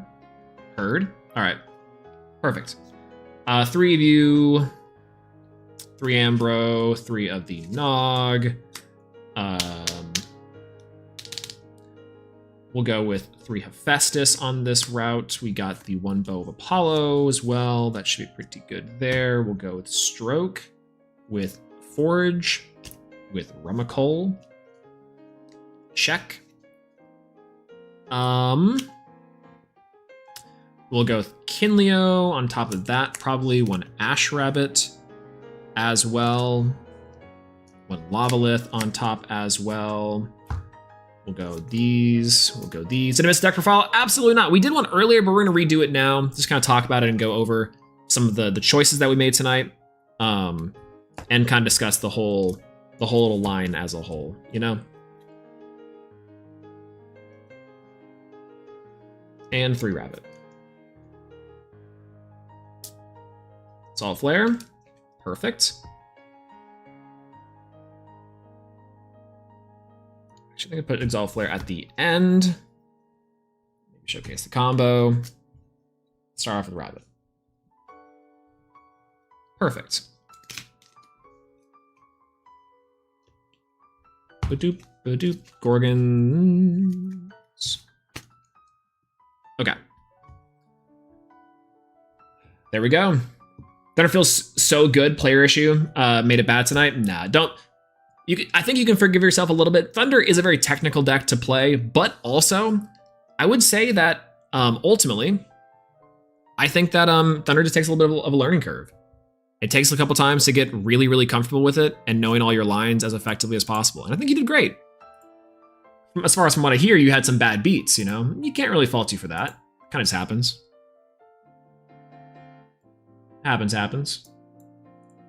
And the wise words of President Spiegel, whatever happens, happens. All right, let's camera out. Legs. Perfect. Solar harder. Solar is the hardest deck. I was playing Solar earlier today, trying to prove a point, and quite literally, it was extremely hard. So yeah, but if we play Bug Argo, how good do you think playing Scythe of Demeter is? I think Scythe inside of an Argo deck is really good. Is very, very strong. I think that especially because it's an extra Nexus bank for things like Equilinks, which is the best Nexus card in the game, and also helps prevent losing to Eddie, which I think is awesome. So big fan of that. Okay, let's talk about it. Okay, so we are here today. We've gathered to witness this beautiful piece of OTK history. If you guys do not know, we went 3-1 tonight in the casual tournament, only losing to A-Drive, which was actually a really nice match. I got destroyed, and it was a lot of fun. I'm really excited for some of the Moonrise stuff to come out, and he was playing Nabi and Doppelganger. It's like really hard. Even then, I thought I had a nice board with Lavalith Kinleo out, and I still got washed. So Dan the GOAT, shout out to Dan. But the rest of the time we played Trifernal OTK, and the amount of times we were able to consistently get this off was staggering and super insane. So let's go and go over the deck. We're talking about the cards we played inside the strategy, the spirit deck, and then kind of the combo itself. We'll kind of go into it just a little bit. So first things first, a little bit of misleading. We played 3 copies of Ash Rabbit. So Ash Rabbit, this is a combo deck, so we do want to dig into pieces, and we want to stall a little bit of time. That way we can see every single piece of the puzzle, which we'll kind of go over each piece and how it kind of plays out, go over the combo itself. That way you too can be Trifernal OTKing every single person at your locals. So 3 Ash Rabbit inside the main. Cards of Necessary Evil. I don't personally think it's amazing, but you got to see it for consistency. Then the bread and butter of the entire strategy. 1 Trifernal, 3 copies of Blazerus, and 1 copy of Necruff. So we're playing the entirety of the Halloween puppies inside of this suite, and here's the reason why. 1, I had the artwork, and I thought it would be really, really cute. I love the little Halloween artwork for Trifernal. I think it's a really adorable design. I love how all of them are very, Tim Burton-esque in the inspiration, which is obviously really, really inspiring. Love it. Outside of that, though, we are playing only one Necruff because this slot I think was going to be Comagma, and I was like, Comagma's fine, but instead we're playing the 1 copy of Necruff because he's the goodest boy.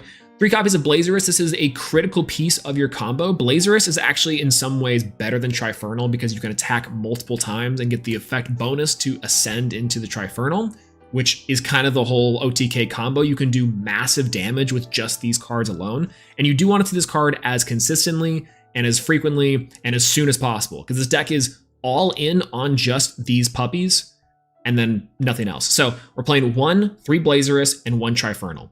Trifernal is really good. You might think to yourself, I can cut Trifernal, and you could be right. But I like the Trifernal payoff because it's just an extra little punch that can ensure you're getting off the most amount of damage as possible. And plus, its secondary effect to destroy Elestrals that have less than 3 defense is very strong as well to help control the board, even if you do not OTK. So very strong on that level. I would say that Scavicle is a consideration here for some of the Ascensions. Scavicle is something that I think will be played much more later inside of Moonrise. We actually had a great conversation with Brewlock, shout out to Brewlock, about that.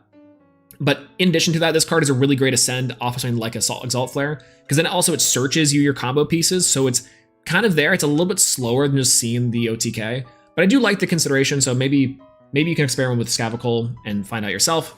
We'll see. So that's going to be the puppies, my favorite little boys. Next on to the rest of the main deck. So we're playing our fire package of 1 copy of Lavalith. People are only playing this card at 1. Doesn't really seem that good. We're playing 1 Ash Rabbit, 2 Kinleo. This is like a weird Fire Nexus engine. Ash Rabbit didn't really come up, but it's a pretty neat little card for stalling out for a little bit and also getting back your combo pieces from your underworld if you need to see it. Plus, it's also a pretty decent receive target off of Kinleo. Kinleo is really strong. I don't know if I'm playing any more than 2 inside the strategy because it is very consistent and very searchable. But Kinleo is really good for baiting out counter runes and for pushing for a little bit of extra damage off the Nexus, which is pretty strong. So I love these little guys themselves. Pretty fun. But then we have 3 copies of one of the MVPs of any fire deck more recently, and that's Rumacole, big old J. Cole. Flex Searcher for 2 copies of Volcanic Forge and 2 copies of Stroke the Forge. So here's the real kicker. I wanted to go into as much fire as possible with this deck. As well, I wanted to see the Nexus Bank off of Volcanic Forge. The search with Rumacole is really strong and means that you're able to more consistently get your combo. And a combination of Forge plus Stroke means that you can search out your Exaltair or your Kinleo, meaning that you can either get a pop from the Nexus of Kinleo off the Forge, or you can go into your Blazer's OTK. So to me, that signals that it's a little more consistent on the OTK lines, but I don't know. This is maybe a little bit too much spirit investment, but maybe it's a little too slow. Not sure. I really like this, but maybe experiment with these flex spots just a little bit. Shout out to Rumacole, one of my favorite cards inside this game so far. Then we have 3 copies of Exalt Flare, one of the main combo pieces inside of this entire strategy. This card in itself is like kind of nuts. Initially part of the FTK with Waspire back in the day, and also still for this Ascension strategy. I think this card is crazy for doing out like turn 1 shenanigans, but even more so The Ascend into Ascend Exalt Flare into Ascend Exalt Flare for like insane massive damage is something you can do. Personally, it doesn't really come up that often, but even just one copy of this card alone is dangerous. So 3 copies of Exalt Flare for sure. Then for the runes, we have 3 copies of Hephaestus. I'm playing the Forge version. I think it looks really pretty. My boy Hephaestus is pretty useless, not gonna lie. He gets you 1 copy of Bow of Apollo off of his effect, but the main thing is, and his main purpose, is a Nexus Bank. You know, it's like the butter robot from Rick and Morty. It's like, you know, what is my purpose? Like, you're a Nexus Bank. And it's like, oh my god, that's Hephaestus. That's Hephaestus in a nutshell. The Bow of Apollo is pretty cool. Subscribe to Wirtz, by the way. Wirtz turned me on to this tech. It's effectively just attacking directly with Blazerus or Trifernal to dome for 1 billion damage, which is really, really cool. So backup strategy is that even if you don't OTK, you have the flex option to go Bow of Apollo and just do a lot of damage and then pray your opponent doesn't have it. So there's that. And ultimately, I think that you maybe could cut this card down to 2, but again, I think with Scavical, you can search it with other, if you're not playing the Scavical line or more consistent ways to get into Hephaestus, like you do want to see more Nexus Banks more often than not, because it does really help you push for more damage. Then we're on to 3 copies of Ambrosia, one of the best cards in the game. We're playing 3 of it.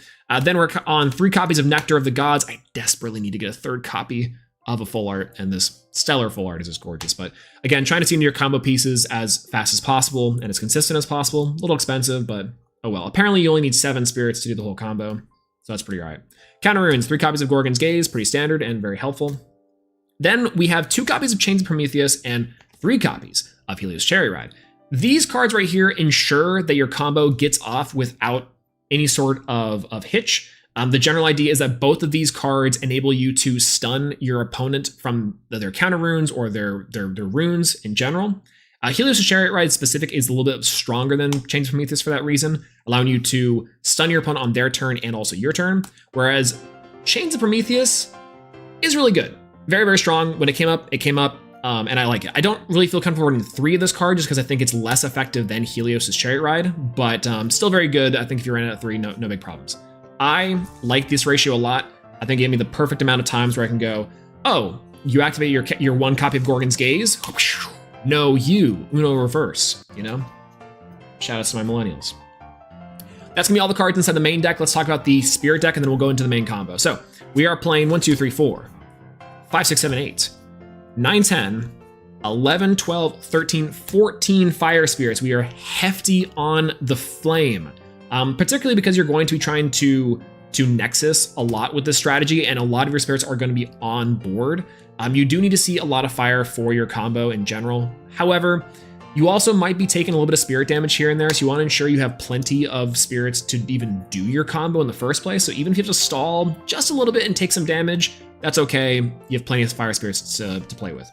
Then we're on 3 copies of Zaptor for our Astrabbits, 2 copies of Leviathan. This card specifically in my strategy is to enchant the Blazerus with water, because what you can do is you can special ascend off the Exalt Flare. It doesn't specify it has to be enchanted with fire, so you can just go, okay, Exalt Flare, Nexus, enchant with water, now it's Tsunami immune, which is nice. So effectively you're taking out layers of counter runes that you have to deal with, if you even have to deal with counter runes in the first place, you know? Then we have 1 copy of Luminate. The monkey is just for Bow of Apollo. Love my little guy, and I think that's really nice. You don't really need this often not. This could be just damage spirits, and sometimes you could even use Bow of Apollo as like a pseudo Nexus bank, so it's kind of neat. It can kind of work. I think with that being said, let's get into the combo. Let's talk about the combo in itself and kind of how it all comes together. Let me pick out the little pieces here. Blazerus. We'll go for Exalt Flare, Forge, Hephaestus. We'll go for a Helios and a Chains. It's kind of all the things you need to really get a good idea of this, right? Okay.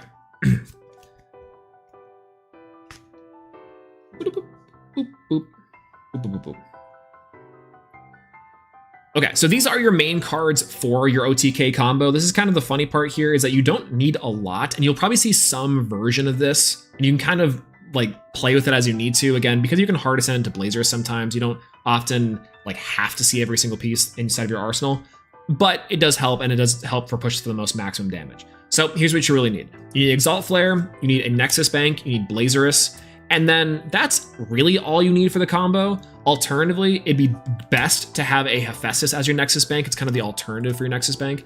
And then maybe something like Helios Chariot Rider or Chains of Prometheus to ensure your combo goes off, either by protecting your Exalt Flare from things like Gorgon's Gaze, or protecting your Blazerus from getting like Shield of Achilles. That's kind of the death sentence for this deck, is if you have most forms of interaction, you want to be able to shut that down immediately. So let's say you have your combo, all right? We'll set 2 cards face down. We'll kind of play this out. And again, Trifernal can be brought from deck, so we'll kind of place it off to the side here just for now. Okay, so how do we do this? First things first, you're gonna go ahead and go off with your Exalt Flare. So Exalt Flare says this: you can Nexus up to 2, and when you do, you can special send this Exalt Flare into an Elestral that is enchantment cost 1 fire or 2 fire from your hand over it. Okay, that's pretty big. So effectively what you can do here is 2 things. Number 1, if you have only Forge, you're not gonna do that much damage, but that's kind of okay. It's mainly just to help clear things and then maybe put your opponent on better habit. So the idea here is that you can go Exalt Flare on the Volcanic Forge and Nexus 1. But if you're trying to be a little more optimal, and if you want really the OTK massive damage, you'll go for Hephaestus. Now Hephaestus, you can do a couple things. What I did there is I went for Hephaestus for 3 and search off Hephaestus for the Bow of Apollo. You don't really need to oftentimes, and that's okay. So I think that it's best to do this. Go 2 on Hephaestus. It's just a Nexus Bank. It's gonna get got. It's beautiful, but it's gonna get got. Then you're gonna go Exalt Flare effect to Nexus. You'll Nexus 2 off of the Exalt Flare onto itself, okay? Then you'll activate the effect of the Exalt Flare to Nexus.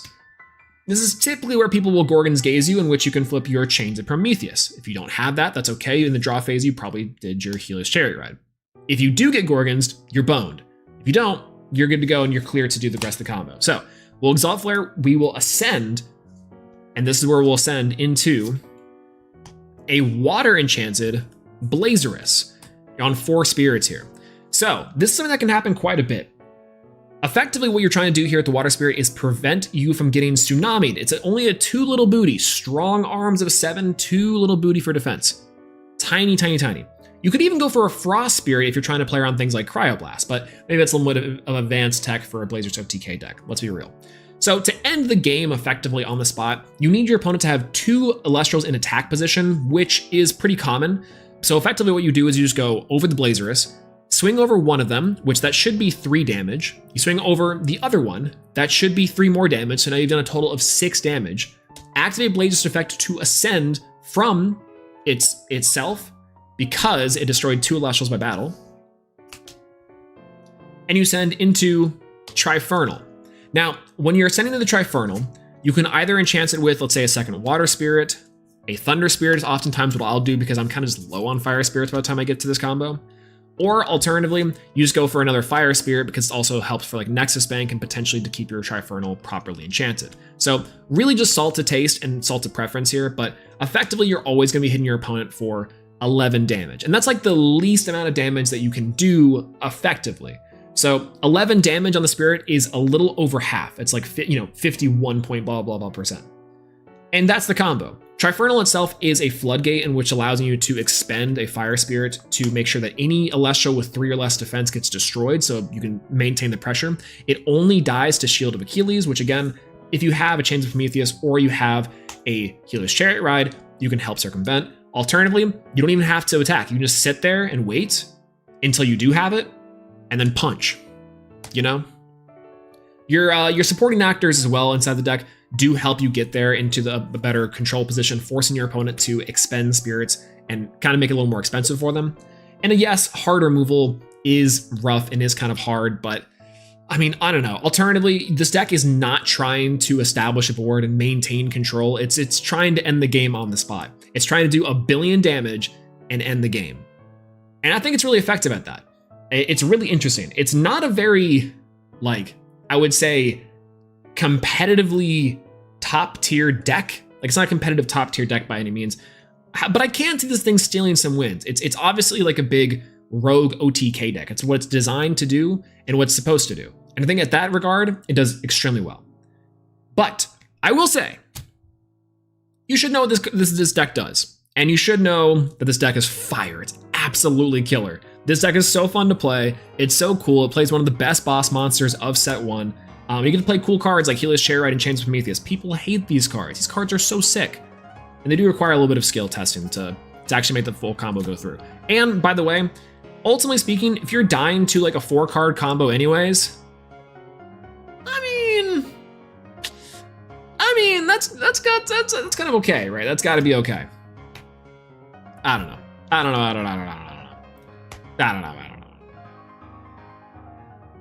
Anyways, that's the deck that we played tonight. We went 3-1 with this strategy, only losing out to Dan the man himself, A-Drive, and playing the like ferocious doppelganger strategy. I cannot wait to play that deck in Moonrise, and I'm really looking forward to maybe some innovations with this deck. Maybe inside of set 4, we get some cool stuff that maybe makes Blazerus OTK even more fun to play. I don't know. I love the Halloween artwork for this, and I've really enjoyed this strategy. So if you guys like this video, make sure to leave a like. If you want to see more from us and the Elestrals and your boy Strollax, make sure to subscribe to the channel and let me know down below in the comment section if you guys have tried a Blazerus OTK, if you guys are trying out any other decks, any other fire strategies. What are you guys doing for Halloween? Let me know. Or what did you do for Halloween? Because this video is probably not going up until after the holiday. Either way. All right, that's it, everyone. Bye-bye. Peace out. See you later. What's up, my bugs and Elestrad faithful? I didn't do the intro, but that's cool. All right, there you go. Video done. We got a video. 1-2-2 with fire. Let's go. What's going on, Keeps? Hello, good to see you. See, the problem is you're on fire. The wind is your bread and butter. Yeah, Triff kills Boombat. Trifernal kills Boombat and Killia before they can pop, which is important. Oh, that's right. Yeah, exactly. So like they can't go ahead and there's no priority inside of Yu-Gi-Oh. So you just go Boombat, expend, destroy. So effectively they have to have the hard removal, which is awesome. What's going on, Mizor? Hello, good to see you. How was the tourney? It went well. We went 3-1 with Trifernal. We did Trifernal, Blazerus, OTK, and we went 3-1. We only lost to Dan in A-Drive in the first match, which again, I could have played better, and I maybe would have been able to OTK myself. But, you know, truth be told, that deck is scary. That deck is super scary. So shout out to Dan. That was awesome. That was awesome. Yeah, Trish Matt says you only need 2 Thunder for 3 Rabbit, and just manage it better so you can play the whole thing. That's also true. You could have played more Vipyro because Trish Math is crazy. In fact, you could be only on 1 water and like 16 Vipyro or the third Thunder. This is all just for comfort. You don't really need to, but it's all just for comfort. Yeah, Lunar is a bad matchup. It's like aggro as hell. Yeah, how does an aggro deck beat the aggro deck? You know what I'm saying? But I think that's also really cool. And I like Lunar a lot. I think Lunar is super fun. I think that's like super sick. Yeah, Soul Stream has somehow gotten me to want to build scuffed ass bugs even more when I got home. You should! Scuff bugs would be great, and I think bugs only get better inside of set 4. So, I mean, if you want a deck that's good for Daybreak right now, I think we could try to build that. That wouldn't be too hard to do, I don't think. But yeah. You just go Trifernal and your opponent will have Laurel Zambro. True, they will. They absolutely, that's the problem. They always got it. I really hope Lunar Phase is a good deck. Me too. I think that like it's I think it might be, but people are cooking with it. I don't know. Yeah, I'm excited for set 4. I've been testing out the moon stuff. It's fun. I made a war crime list. Gosh, quite literally, I hear war crime list and I hear Josh whispering in my ear saying like, Swole, I've created the next monstrosity. It's Pharaoh Geist Turbo. And I'm like, oh. You ever have just Josh whisper in your ear and say, Relax. Wake up. I've made a terrorist list. Also, you should really lock your doors. It's so bad, but I think stall was bad before. Yeah, stall is not like a strategy that's pretty comprehensive inside of Elestrals. Like defensive play in Elestrals can be overcome by just setup decks. Effectively, the inclusion of the big boss monsters and the fact that a lot of times what happens is that you can't just sit on an Astra at pass because you'll allow better decks to outpace you. And I think that's actually a really cool thing. I think stun could be a thing, but overall. Hello chat, it is I, Coder, that is distant. Hey Dyer, how's it going? Good to see you. Welcome in. Welcome in. Everyone say hi, Coder. Hello, hello. Oh, how did I know? How could I tell? I don't know. You know how Mimikyu has you want to give Mimikyu a big old hug, and then It just like kills you on the spot.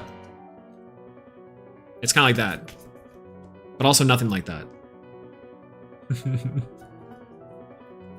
It's gonna be a thing in set 4. I can see it somewhat being a thing in set 4, which is nice. You getting flashbacks to Unite? Yo, I used to play Snorlax in Unite.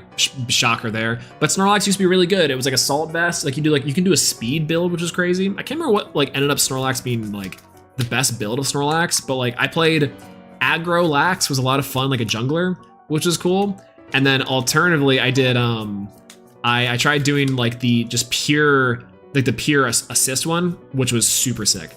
So yeah, Snorlax Body Slam was wild. I'm saying it was awesome. It was so good. It is so good. What's going on, Come and Give me hello. I'm so excited to start playing and have a hard time picking a deck. Well, if you have a hard time picking a deck, I'd recommend stuff like Earth.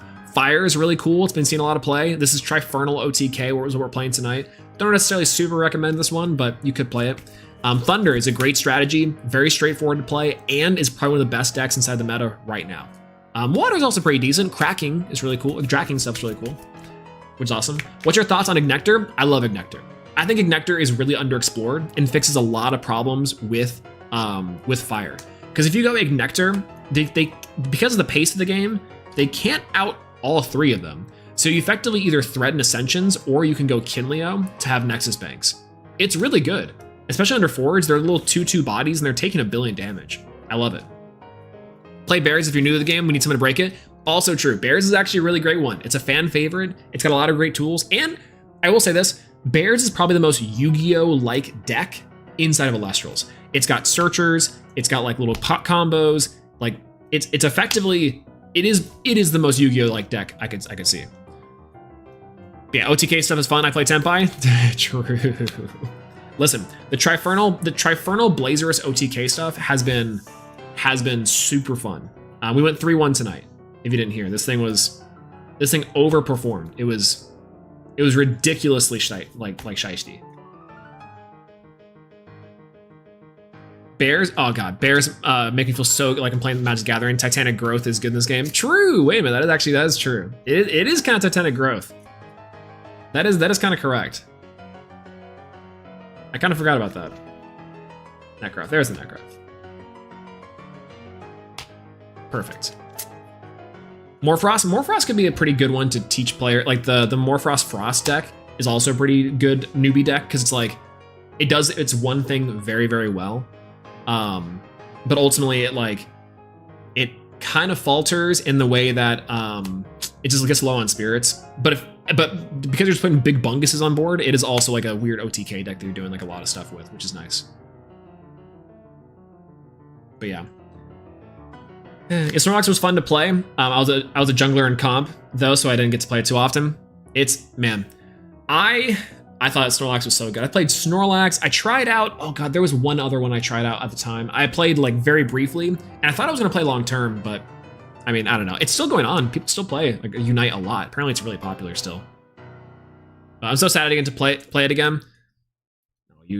It'll be okay. In fact, I think that we'll be able to play it soon. Yeah, went 2-1 tonight with my Solar Nexus list. I was pretty close to the best list when I got top 9. Changed it to pretty much for the webcam event. I think what's funny is that like I think that Solar is such in a weird spot right now, and I don't think we've seen any Solar cards yet inside of the meta or inside of the reveals for Moonrise. So Solar can only get better, and I'm really excited to see what you cook up with Solar because I'm also looking to cook with Solar eventually. It's awesome. You'll be in the next week's tourney. Let's go. Good to hear. Good to hear. Yeah, when is the next tournament for Elestrals? Obviously, we have a weekly next week, and then we have what? What do we have? What do we have after that? I can't remember. Yeah, or 5 because it teaches new players how to be spirit efficient. Also true. I think the spirit efficient one is really strong. And I think that's probably a really good one to do too. Yeah, actually, that's a good call out. 5s is a really good strategy to kind of learn as well. How does one join a tournament for Elestrals? Okay, this is actually a pretty good teaching moment. So, there's a couple ways. One, you should join the official Discord. You can mute every single channel effectively, and that's going to be the best way to find games and meet people and kind of interact with the community. And also, if you are, I think there's a tag here. Oh, it's a tag. Here we go. And also, you should go to play.elestrals.com. That's going to be the main hub for all of your tournament events and allowing you to register for events and see events across the country for different local stores, but specifically the ones that Elestrals hosts on their Discord. Those are the ones that I do most frequently because there's not a local game store or LGS near me that offer locals. But I would love to have one. That'd be great. That being said, Elestrals does one, usually a weekly tournament on Tuesdays that are casual and nice and chill. They're best of one, and you can build fun and goofy stuff and try out some new strategies. Or alternatively, you can play in their larger tournament, either their digital app tournament, which will soon be Clash eventually, or on the webcam event, so effectively having to play with webcam.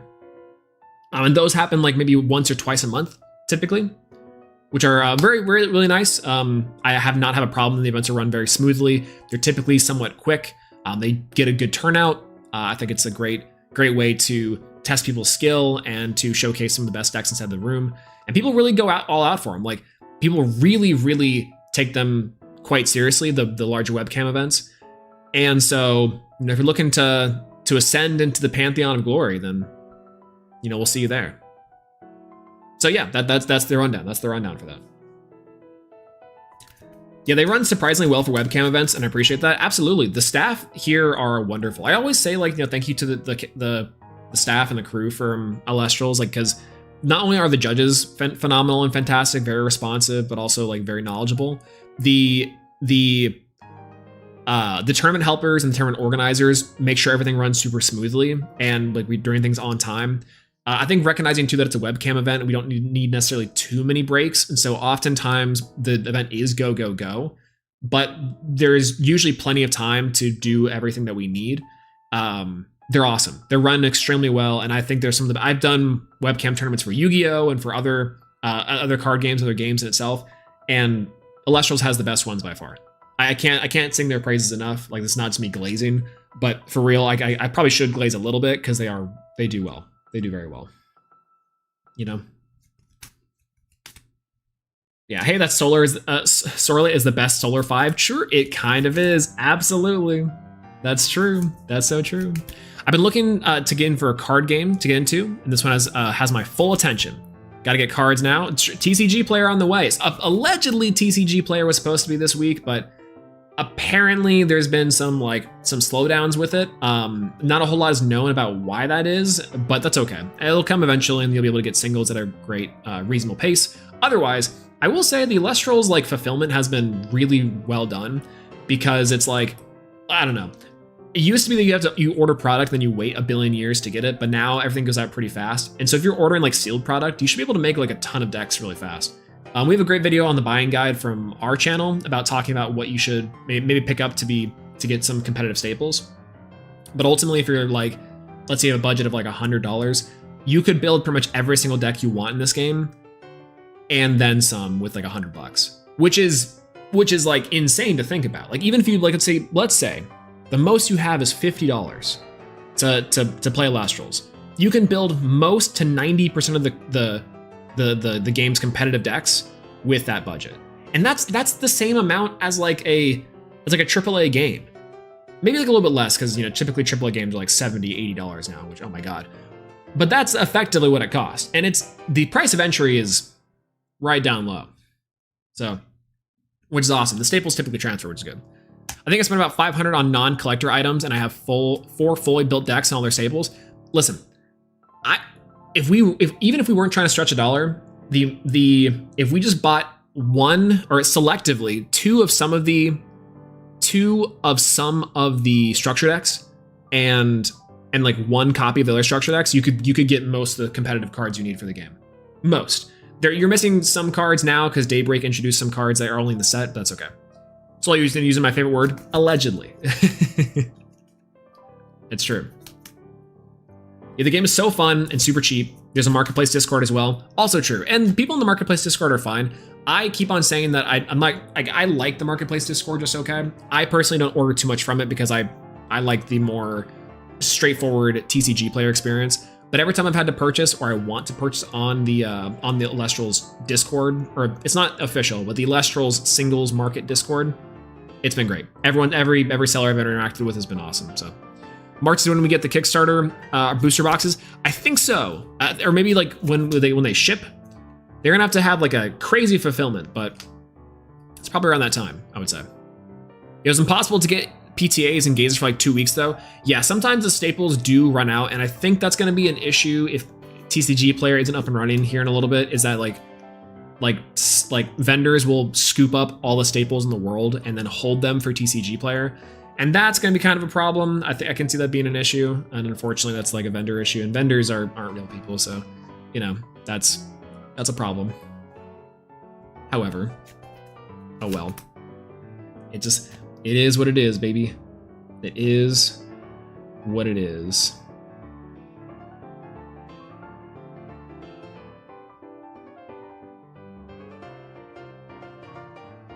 I'm convinced that Statue Zeus doesn't exist.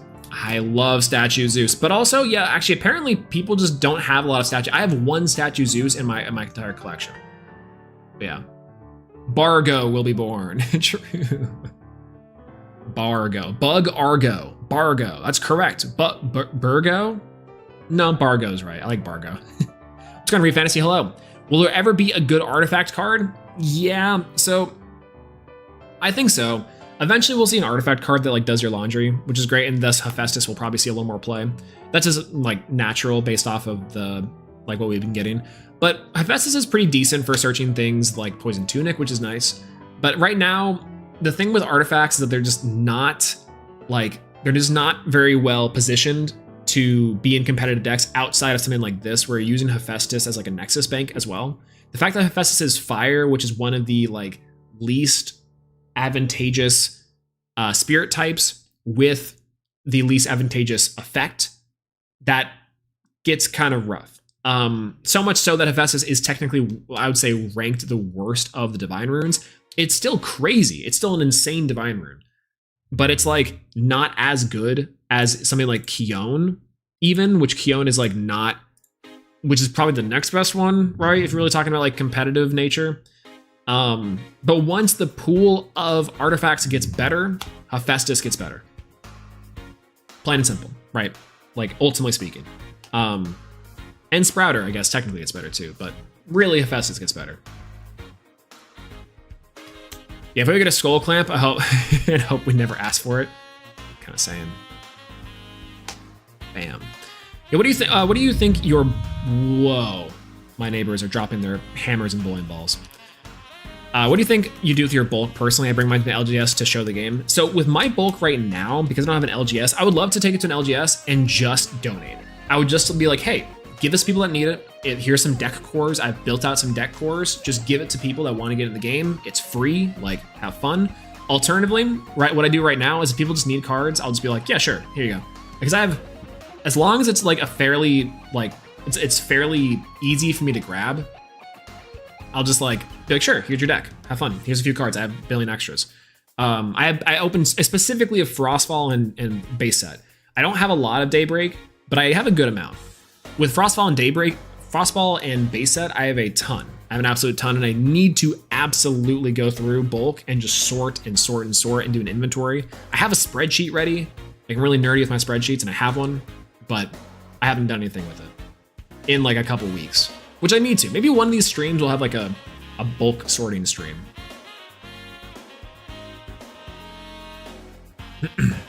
But we'll see.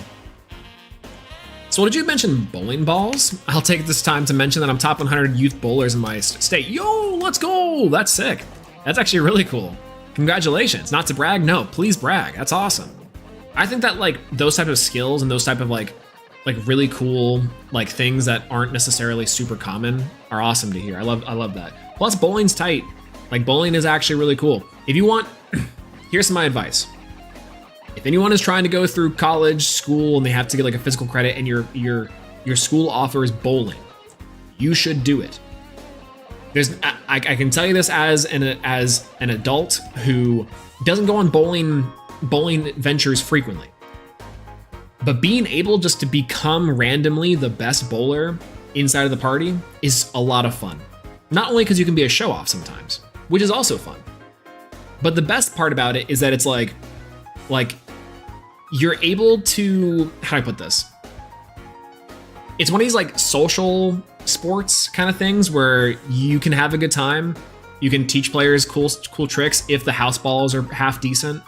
And then it's like, you know, that's it. Like, you can just have fun and be that guy, you know? Quote unquote, impress your friends. You don't need to, but you can not feel so bad about like, oh, I'm bad at doing bowling or billiards. It's like, let's have fun. But if you want the extra security, just take it. It's a really cool thing to do. Yeah, all bowling alleys are attached to bars. Unfortunately, that is true. Some of them. Yeah, bowling, pool, and darts are fairly common PE credits. All great choices. Darts is a really neat one because, like, yeah, bowling is like really cool, but if you're ever like good at darts, no one's gonna be able to contest you because it's like at bowling, people go to their local bowling alleys, they go to the commercial like bowling alleys, the chains. But if you're at some random bar and you can just be really good at darts, no one's gonna sit there and be like, yeah, I'm also really good at darts. Odds are very low. Effective, I'm trying to say, is that both of those are really good. Billiards is a really good one to be good at too. Again, it's like the quote unquote cool sports. Like if you ever watch Community, it's like Jeff Winger's like cool sports kind of thing, right? But ultimately speaking, yeah, those are great choices. And they're fun. Let's be real, they're fun. They're fun and cool. Yeah, I should start swimming again. Swimming's also great. Swimming's a great one to do too. Yeah, being good at darts gets free drinks. There you go. Get some cool shots. Billiards and chess are always really fun. Let's go, chess mentioned. Chess is a great one to pick up too. Okay, it sounds really funny, right? But it's ones that are like ones you can up your skill in, ones that like are kind of hard to master but easy to get into. Like, that's what I'm saying. Plus some ones that you can kind of be a show off for if you really want to, right? Ping pong is the fun cousin. Also true. Ping pong is a good one. Ping pong is weird because like ping pong, depending on who you're with, can be really cool. Otherwise, you can just like you'll just slam and you might go a little bit too fast. Then you have to like really rein it in for people that you're like playing with, right? And that's my experience with ping pong. I'm no slouch with ping pong or pickleball or all these ones, but effectively, what'll happen is that you'll start playing, and you'll be like, okay, I gotta tone it back just a little bit. However, if someone's really, really good at ping pong, you get your ass kicked. I will say that. We'll just put it that way. Yeah, as a varsity high school bowler, it's good and a bad thing. It's fun to join, but don't be expecting the team to walk on varsity. It's actually super hard to be good at bowling. Yes, it is. It's a very technical, very precise sport, especially because like we know the max score is 300, right? So the idea is that the quote unquote is already solved. That being said, it really is about the technique and about the timing, about all these like certain things of how to hit the pins, when to hit the pins, how to spin, when to spin. It's cool. It's really cool. Also, varsity inside the bowling team is great. I used to be a competitive billiards team in college. Let's go! That's cool. I wish I had something like that. I was a wrestler in college, or not in college, in high school. High school as a wrestler, did football, did all these things, right? Not a shocker, but like none of the cool technical sports that I can take with me later. I call them technical sports. Again, chess, billiards, darts, pool, like. Those things I would consider much more useful now, but I had to learn them later. I'm decent at a few of them, but not great. Elestrals classes when? Soon. Honestly, Professor Swolax, I'm glad is doing well, but also maybe we'll do a class on some ping pong, maybe some chess. Who knows? Chess can humble you so quick. Absolutely true. Saffron Gambit mentioned, let's go. True. No, chess is hard. Chess is really hard, and I think my older brother, was sitting at an 1800 elo for a while. He might be higher. Insanely good chess player, and like even the difference between his 1800 elo and my like 1600 elo at the time is like insane. It's like next level. Like I know like one or two openings, and that's about it. But I can't really do a lot of the follow-up openings, right? Like being really good at chess is really just about knowing board position and understanding a bunch of different like random board positions on the board and how to go from there. That's really what it takes. What's funny is that people think to themselves, oh, I'm not smart enough to grasp chess. No, that's not true. The problem is that like even children can learn chess very effectively because the idea is you're just trying to memorize positions and boards as much as possible and getting familiar with the reps, right? And then how to play it out from there is when it gets really interesting. It's kind of like Yu-Gi-Oh! It's kind of like Elestrals, where it's like in Yu-Gi-Oh! You're vomiting out your entire deck in your hand to make a board, but when the game gets to a simplified game state, that's when the real magic begins, right? And that's the same idea in some way. Yeah, don't expect Magnus though. Absolutely not. No. That people who are grandmasters are on their level than any human being ever imaginable. It's ridiculous. Yeah, bowling got me a scholarship, college money. Oh, that's good to hear. And it's definitely a great sport that can be fun competitively or just for fun. Exactly. 10 billion%. Yeah, quit chess. Too many 5-year-old sweats. No, chess is a really good one to pull out, especially because it's like a fun one people want to play every so often. Plus, it's like the simplest game that people like pick up and play at parks and randomly. It's good. Low entry, high ceiling. Exactly. Low entry, extremely high ceiling. Like something like football, basketball, all these other sports, they are pretty technical and they can be technical, but they have a high entry and a high ceiling, right? Like tennis is kind of there. Tennis, you can also get into like a low entry barrier, but then again, you have to have the court, you have to have the balls, all these things. These other sports, these other like more technical things, they are very skill intensive and are fairly low entry considered. But yeah. Bowling is really fun and it's great sports to be good at, but high school age is really annoying because to hear people downplay your skill with bowling isn't that hard. I shoot 100 all the time when 100 is bad. Listen, I agree. Your average bowler, whenever they're like playing with their friends and family, like drinking and like hanging out, is probably like 100 to 150. If you're really nuts, you'll see someone like a 175 or higher, and it's like, oh, okay, so you bowl, like you know how to bowl, right? But to clear anything above that, you have to play, you have to know. And so it's like really funny to think about that, because to me the average for it is about 100. Like if you're looking at people who bowl consistently but aren't good, about 100 is correct. Watch me go bowling next time and I'll get like a 75 and be like, look, I did it, let's go. GMs literally start as toddlers. A lot of that is because of pattern recognition. It's easier to teach children pattern recognition because they haven't learned bad patterns yet, right? So yeah, and that's kind of the larger point with chess specifically, is that while it's easier to teach them because they just are a blank slate they don't know, as adults you can learn very effectively. You just have to learn how to learn it, right? And how you yourself can best learn and grasp it. Otherwise, you're gonna have a hard time trying to grasp some of the concepts, the positions, how to play, when to play, all very important skills to have inside of chess. And specifically, you can get behind also because you have responsibilities. You have other hobbies, you have friends, you have family, you have commitments, you have things you wanna do. But kids have infinite free time. And so you could really just drill and teach a kid how to do anything because they have all the time in the world to perfect their craft.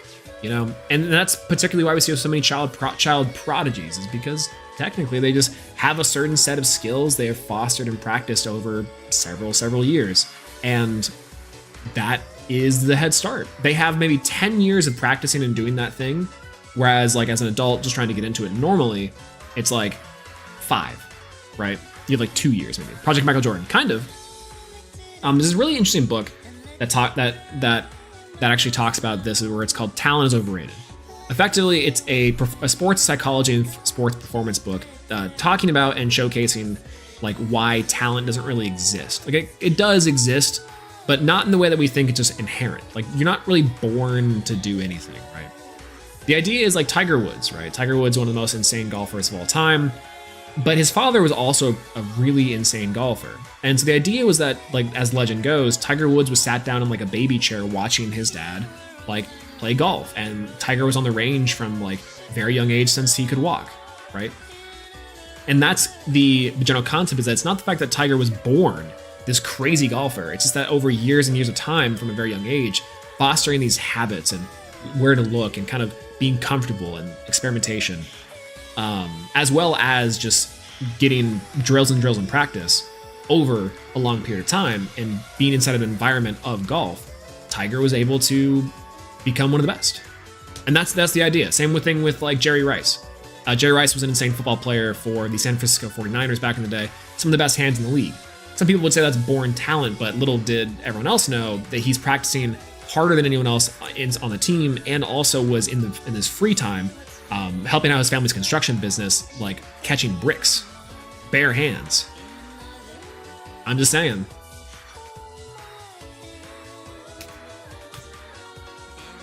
But yeah. Top athletes tend to have huge physical advantages. Look at Michael Phelps. That's also part of it. Depends on the sport. Like, I will say this too, that like physical attributes come to play in certain sports, and that's partially where the physicality portion comes of it. It's all arbitrary based off the rules in which are established, right? Like technically if basketball was a 1 foot goal, then being super tall is not necessarily, like it could or could not be, like we don't really live in that world, right? But the point is that, yeah, there are certain physical attributes that can make you like better at doing things like swimming, for example. Michael Phelps is kind of a freak of nature. That being said, if you're going from like, let's say me as my like an average human being trying to become like an Olympic swimmer, yeah, right, fat chance, but I can become a really good swimmer just with practice, time, and form, right? And that's kind of the general gist of like talent and practice given your existing circumstances.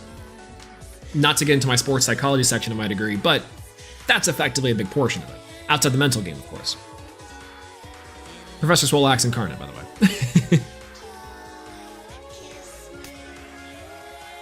But yeah. The 100 thing is so real, though. I work very hard and can't accept scores below maybe 190. People try to say that it's not hard to do what I do when I've worked on it for years. I think that's a great point, and you should be proud, and that's also really something to be really excited about. And great job, by the way.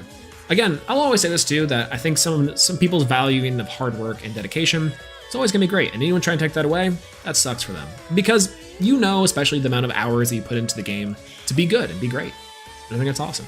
Same thing, like with, I'm not particularly any better at Elestrals than I think most people.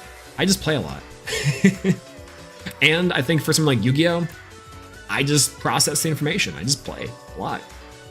I'm not even particularly insane. I just play and have a good time. And I think anyone can do it. Yeah, artists know this problem very well. Like, yeah, artists are like most, I think, like most analogous to like skill, in which like physical limitations are fairly low in terms of like, again, not to discredit or try to diminish any sort of physical disability or mental disability, but ultimately speaking, a lot of artists across the board for like insane paintings or drawings or traditional art in the form of sculpture, those are things that can be taught over time with technique, and it just takes time. It just takes a lot of time, a lot of patience, and a lot of love and a lot of practice, and that's really all that comes down to it, right?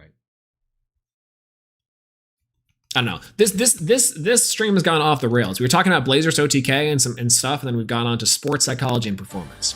You never know what you're going to get, truly.